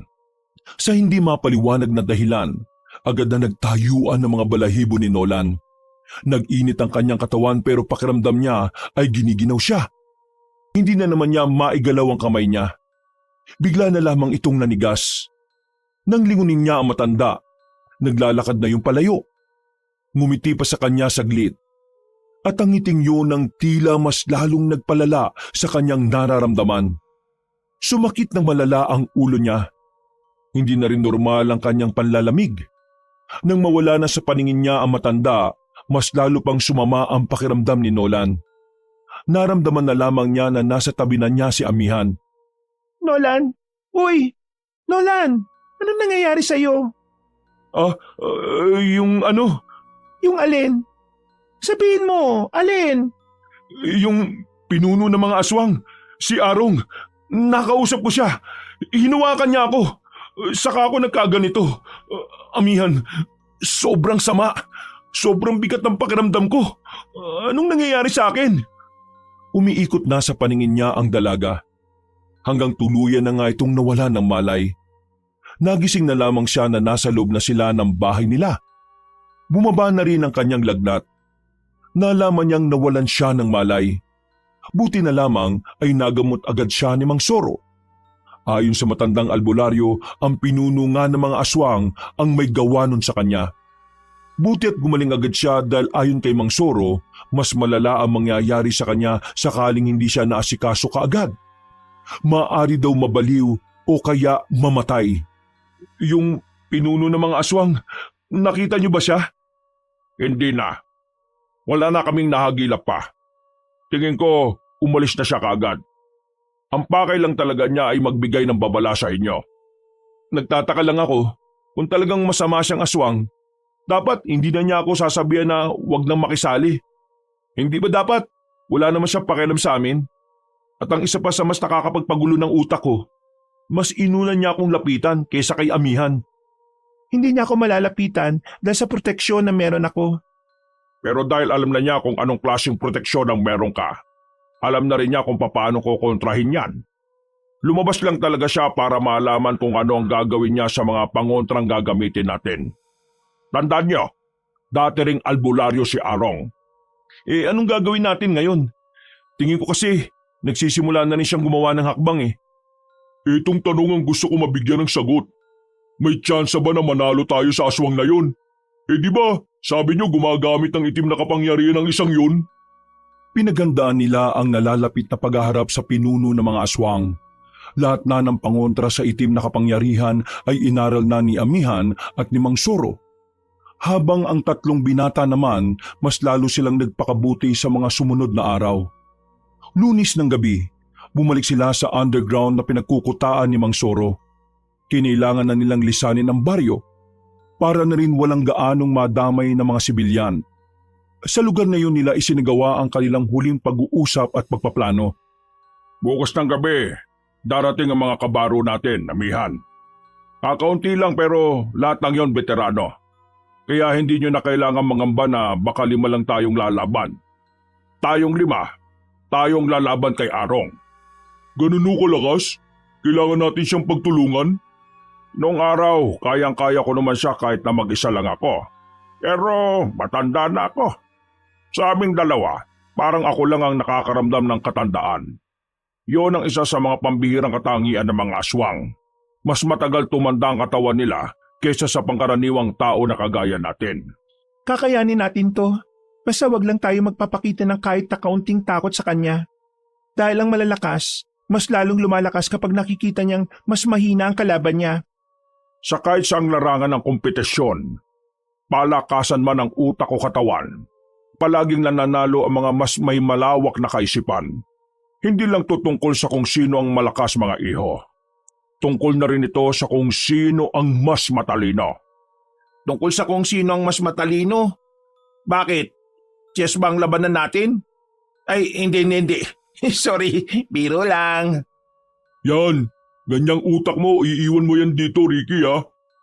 Ang sinasabi ni Mang Soro at Amihan, hindi magiging pisikalan ang laban.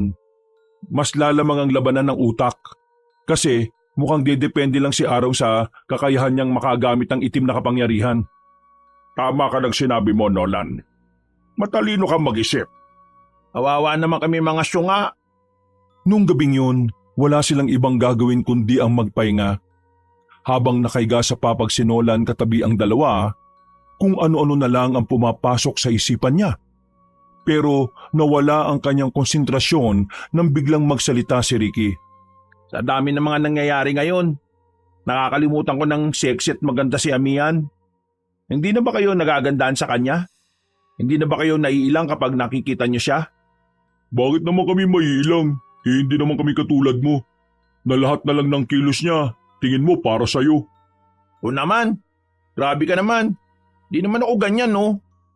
Salip na isipin mo yan, ang isipin mo, paano natin poprotektahan si Amihan? Yan ang pinakatungkulin natin sa laban. Kasi kapag si Amihan nakuha ni Arong, wala na, tapos na ang laban. Basta, kung ano man ang mangyari bukas ng gabi, palagi nyo lang iisipin ang dahilan kung bakit natin to gagawin. Para ito sa lahat. Malay nyo, kapag nailigtas natin ang mga tao, hindi na tayo palayasin ni Aling Pasita. Oo nga no.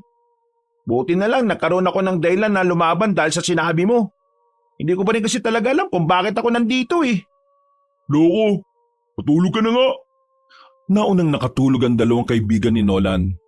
Pero siya, kahit kaunti ay hindi siya makaramdam ng antok. Mailap sa kanya ang pagtulog. Hindi siya mapakali.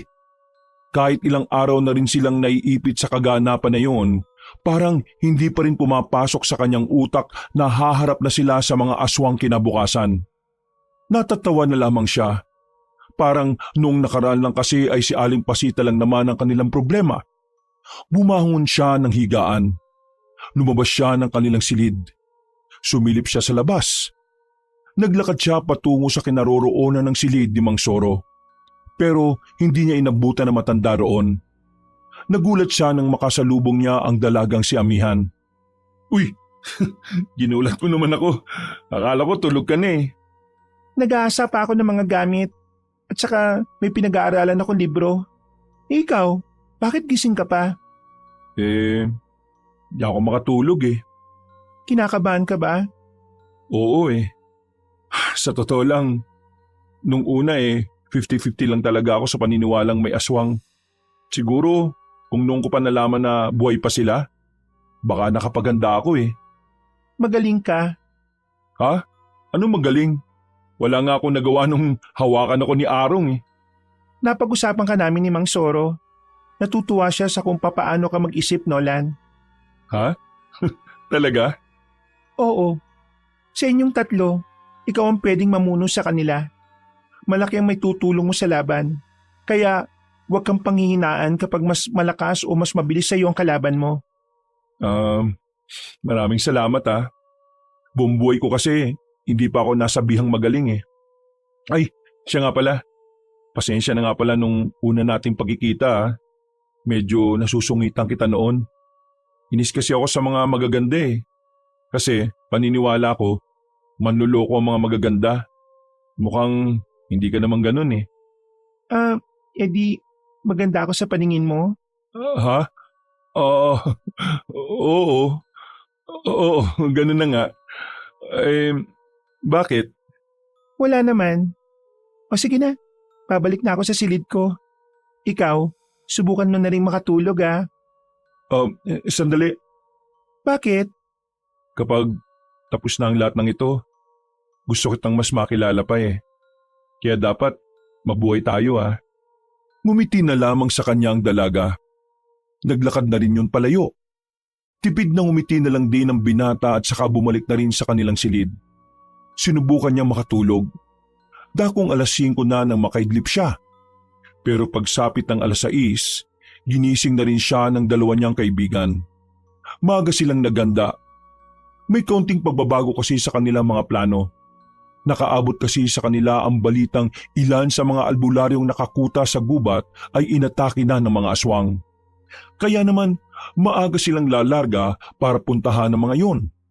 Dakong 10:00 na nang marating na nila ang kuta ng mga albularyo. Dinatnan nilang sugatan ng mga kasamahan nila.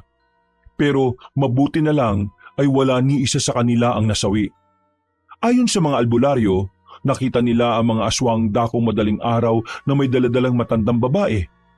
Sinubukan nilang iligtas sa matanda pero wala rin silang nagawa. Mang Soro, saan ka pupunta? Si Pasita.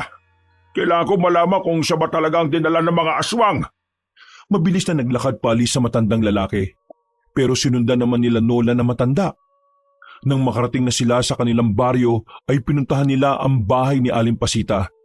Pero wala na roon na matanda. Merong sulat na iniwan sa lamesa. Nang basahin niyo ni Mang Soro, parang nanlambot ang tuhod nito.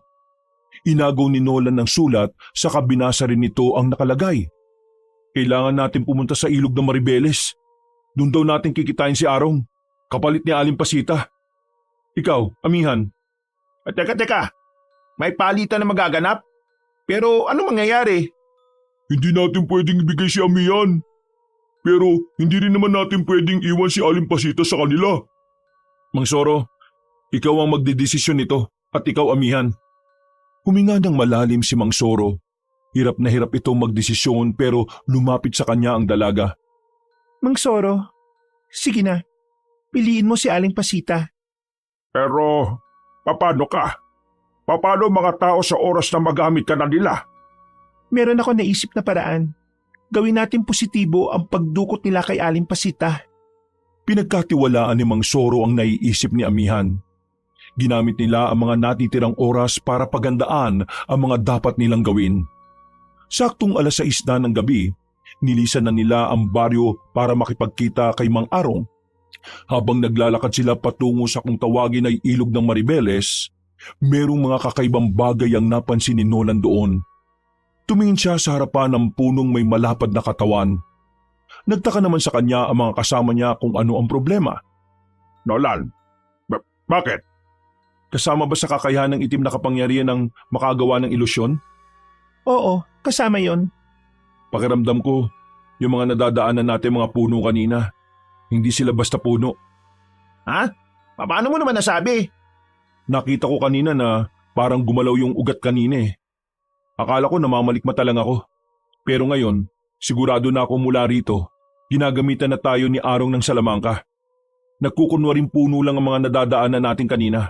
Pero ang totoo, hinugot ni Nolan ang kanyang itak. Tinaga niya ang puno. Sa isang iglap lang, biglang nanlabo ang paningin nila. Nang maging malinaw na ulit, nakita nila ang isang aswang na nakabulagta na. Mga aswang ang mga punong nadaanan natin. Balak ni Arong na papuntahin tayo sa ilog at kapag nandun na tayo, palilibutan tayo ng mga tauhan niya. Siniguro din niya kung may kasama tayong iba o wala. Napakatuso talaga ng aswang na yon. Tingin ko, kaming dalawa na muna ni Amihan ang mauna sa ilog. Kayong tatlo, hanapin yung iba pang mga aswang na nagpapanggap na puno. Kung pwede lang, lahat ng punong makikita nyo, tagayin na ninyo. Mang Soro, tama si Nolan. Kailangan natin maghiwalay na muna. Bawasan na muna natin ang mga aswang na pinakalat ni Arong. O sige, mag-iingat kayong dalawa ha.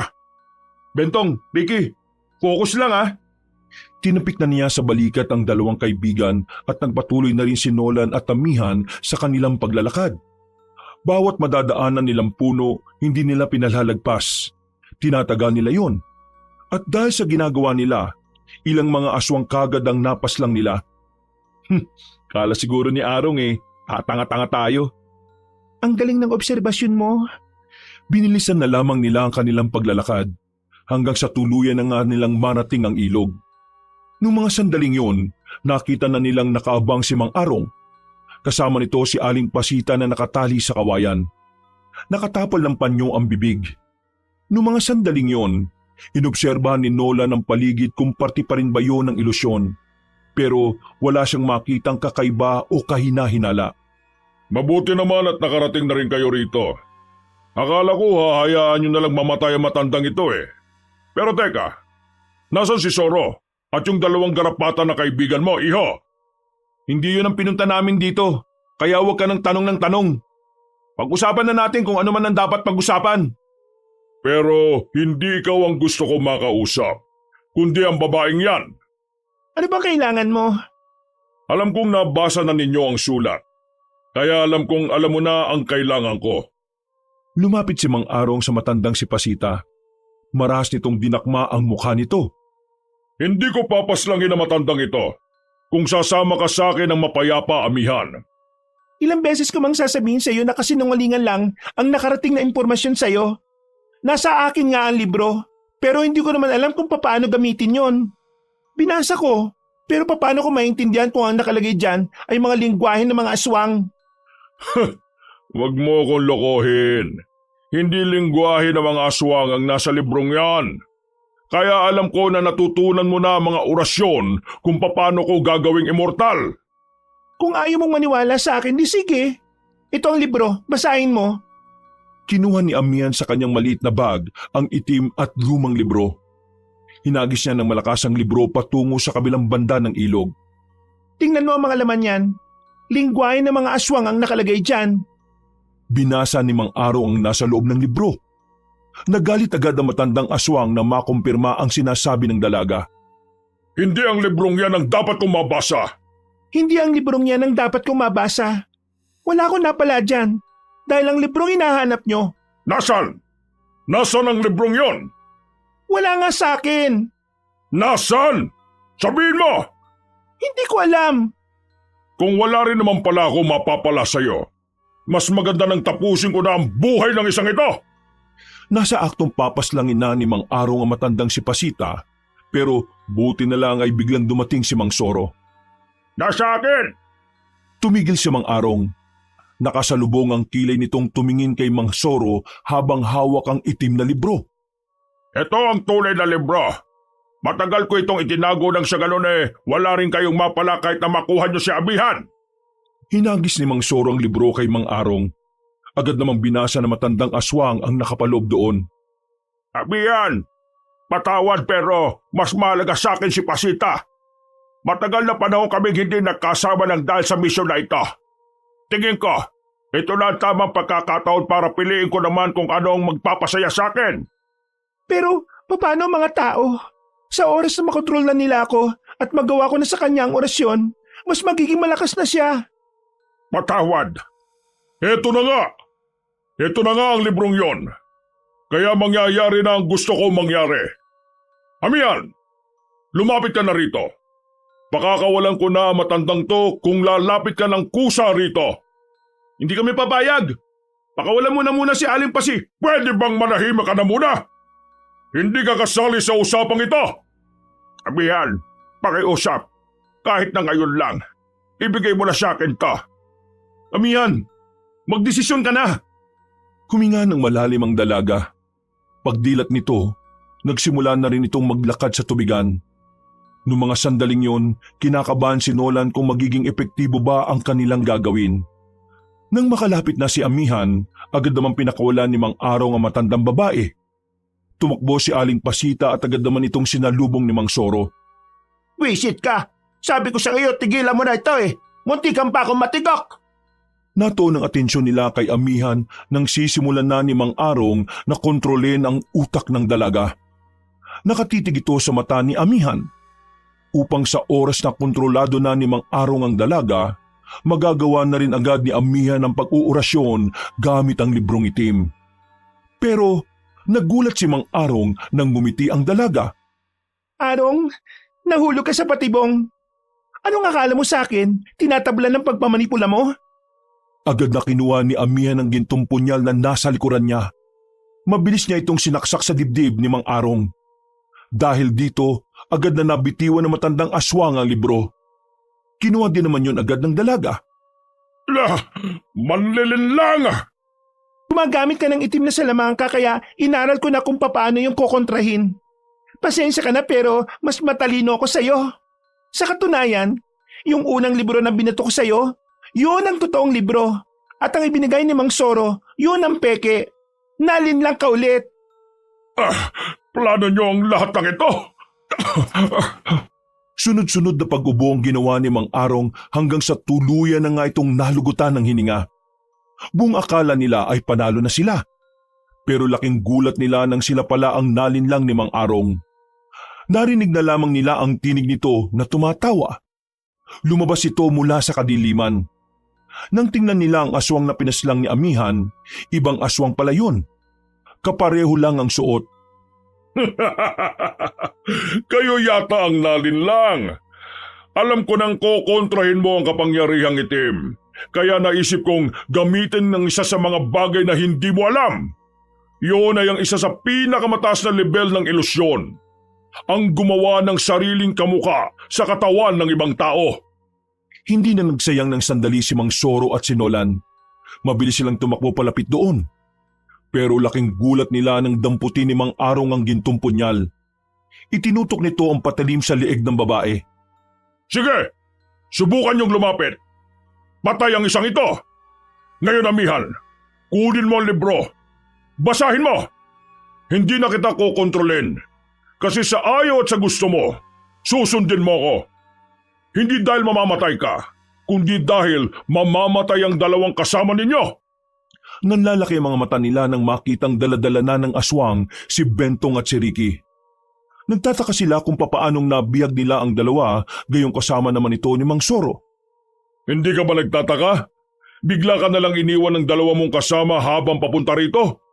Kasi, una pa lang, hindi mo naman talaga sila kasama. Ilusyon din ang nangyari. Aswang ang kasama namin nung una pa lang.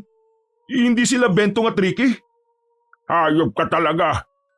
Walang iya ka talaga, Arong. Wala kang kasing sama. Tumawa ng malakas sa matandang aswang. Ganon din ang mga kasama nitong aswang. Parang sa mga sandaling yon, nagdiriwang na ang mga yon. Ako ang pinakamagaling na aswang pagdating sa linlangan. Kaya nga ako nanatiling buhay noon kahit na pinagtulungan niyo ko, di ba, Soro? Ngayon, Amihan, basahin mo ang libro at simulan mo na ang orasyon. Dahil kung hindi, ang dalawang yon ang mamamatay. Walang magawa si Amihan kundi sundin ang gusto ni Mang Arong. Natutuliro na rin ang dalaga. Pumalpak ang lahat ng plano nila. At ngayon ay nasa alanganing sitwasyon pa silang lahat. Pero si Nolan, pilit niyang inaalam kung ano nga ba ang maaaring kahinaan ni Mang Arong. Hanggang sa bigla na lamang may pumasok na ideya sa utak ni Nolan. Tama, lahat ng kakayahan niya, nagagawa niya dahil sa matinding focus at konsentrasyon niya. Tama, kailangan kong sirain ang konsentrasyon at focus na matandang to. Hindi na nagsayang pa ng sandali si Nolan. Kumuha siya ng malaking bato sa gilid. Habang abala si Mang Arong sa pakikipag-usap kay Amihan, pinukul niya ng malakas ang bato patungo sa matandang aswang. Tinamaan yon sa ulo.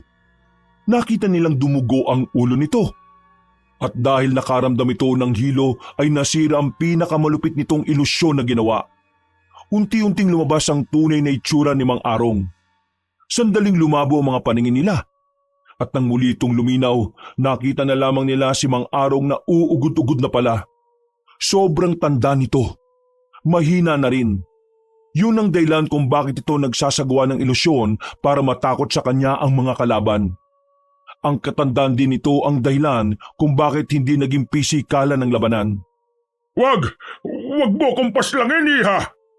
Huli na para magmakaawa. Agad na sinaksak ni Amihan na matandang aswang sa dibdib gamit ang gintong punyal. At hindi nga nagtagal, tuluyan na rin yung nalagutan ng hininga at kalaunan ay naging abo. Nawala na rin ang mga aswang sa paligid, na parte rin pala ng ilusyon na sinagawa ni Mang Arong. Ang totoo, wala naman pala itong ibang kasama. Nakahinga na rin sila ng maluwag. Naipanalo nila ang laban ng walang napapahamak sa kanila. Umalis na rin sila sa lugar na yun. Bumalik sila sa kanilang baryo na dala ang tagumpay. At magmula nang mapaslang nila si Mang Arong, wala nang nakita pang aswang sa baryo ng Rosario. At kahit sa mga kalapit na baryo din, nagkabalikan si Mang Soro at Aling Pasita. Hindi na rin napalayas pa ang 3 binata sa bahay. Pero sinisingil pa rin sila kada buwan. Samantala, Nagpatuloy naman ang magandang samahan ni Nolan at ni Amihan. Habang tumatagal, mas nakilala nila ang isa't isa. Dahilan para unti-unting magkahulugan sila ng loob. Sa ngayon, nakabalik na si Nolan sa dati nilang buhay. Nakahanap na rin ng matinong trabaho. Sa lahat ng kanilang karanasan, masasabi ni Nolan na magsisilbi yung aral sa kanila. Isang aral na kahit saan sila magpunta, maaari nilang dalhin at gamitin sa kahit na anumang oras at sa kahit na anumang pagkakataon. Wakas,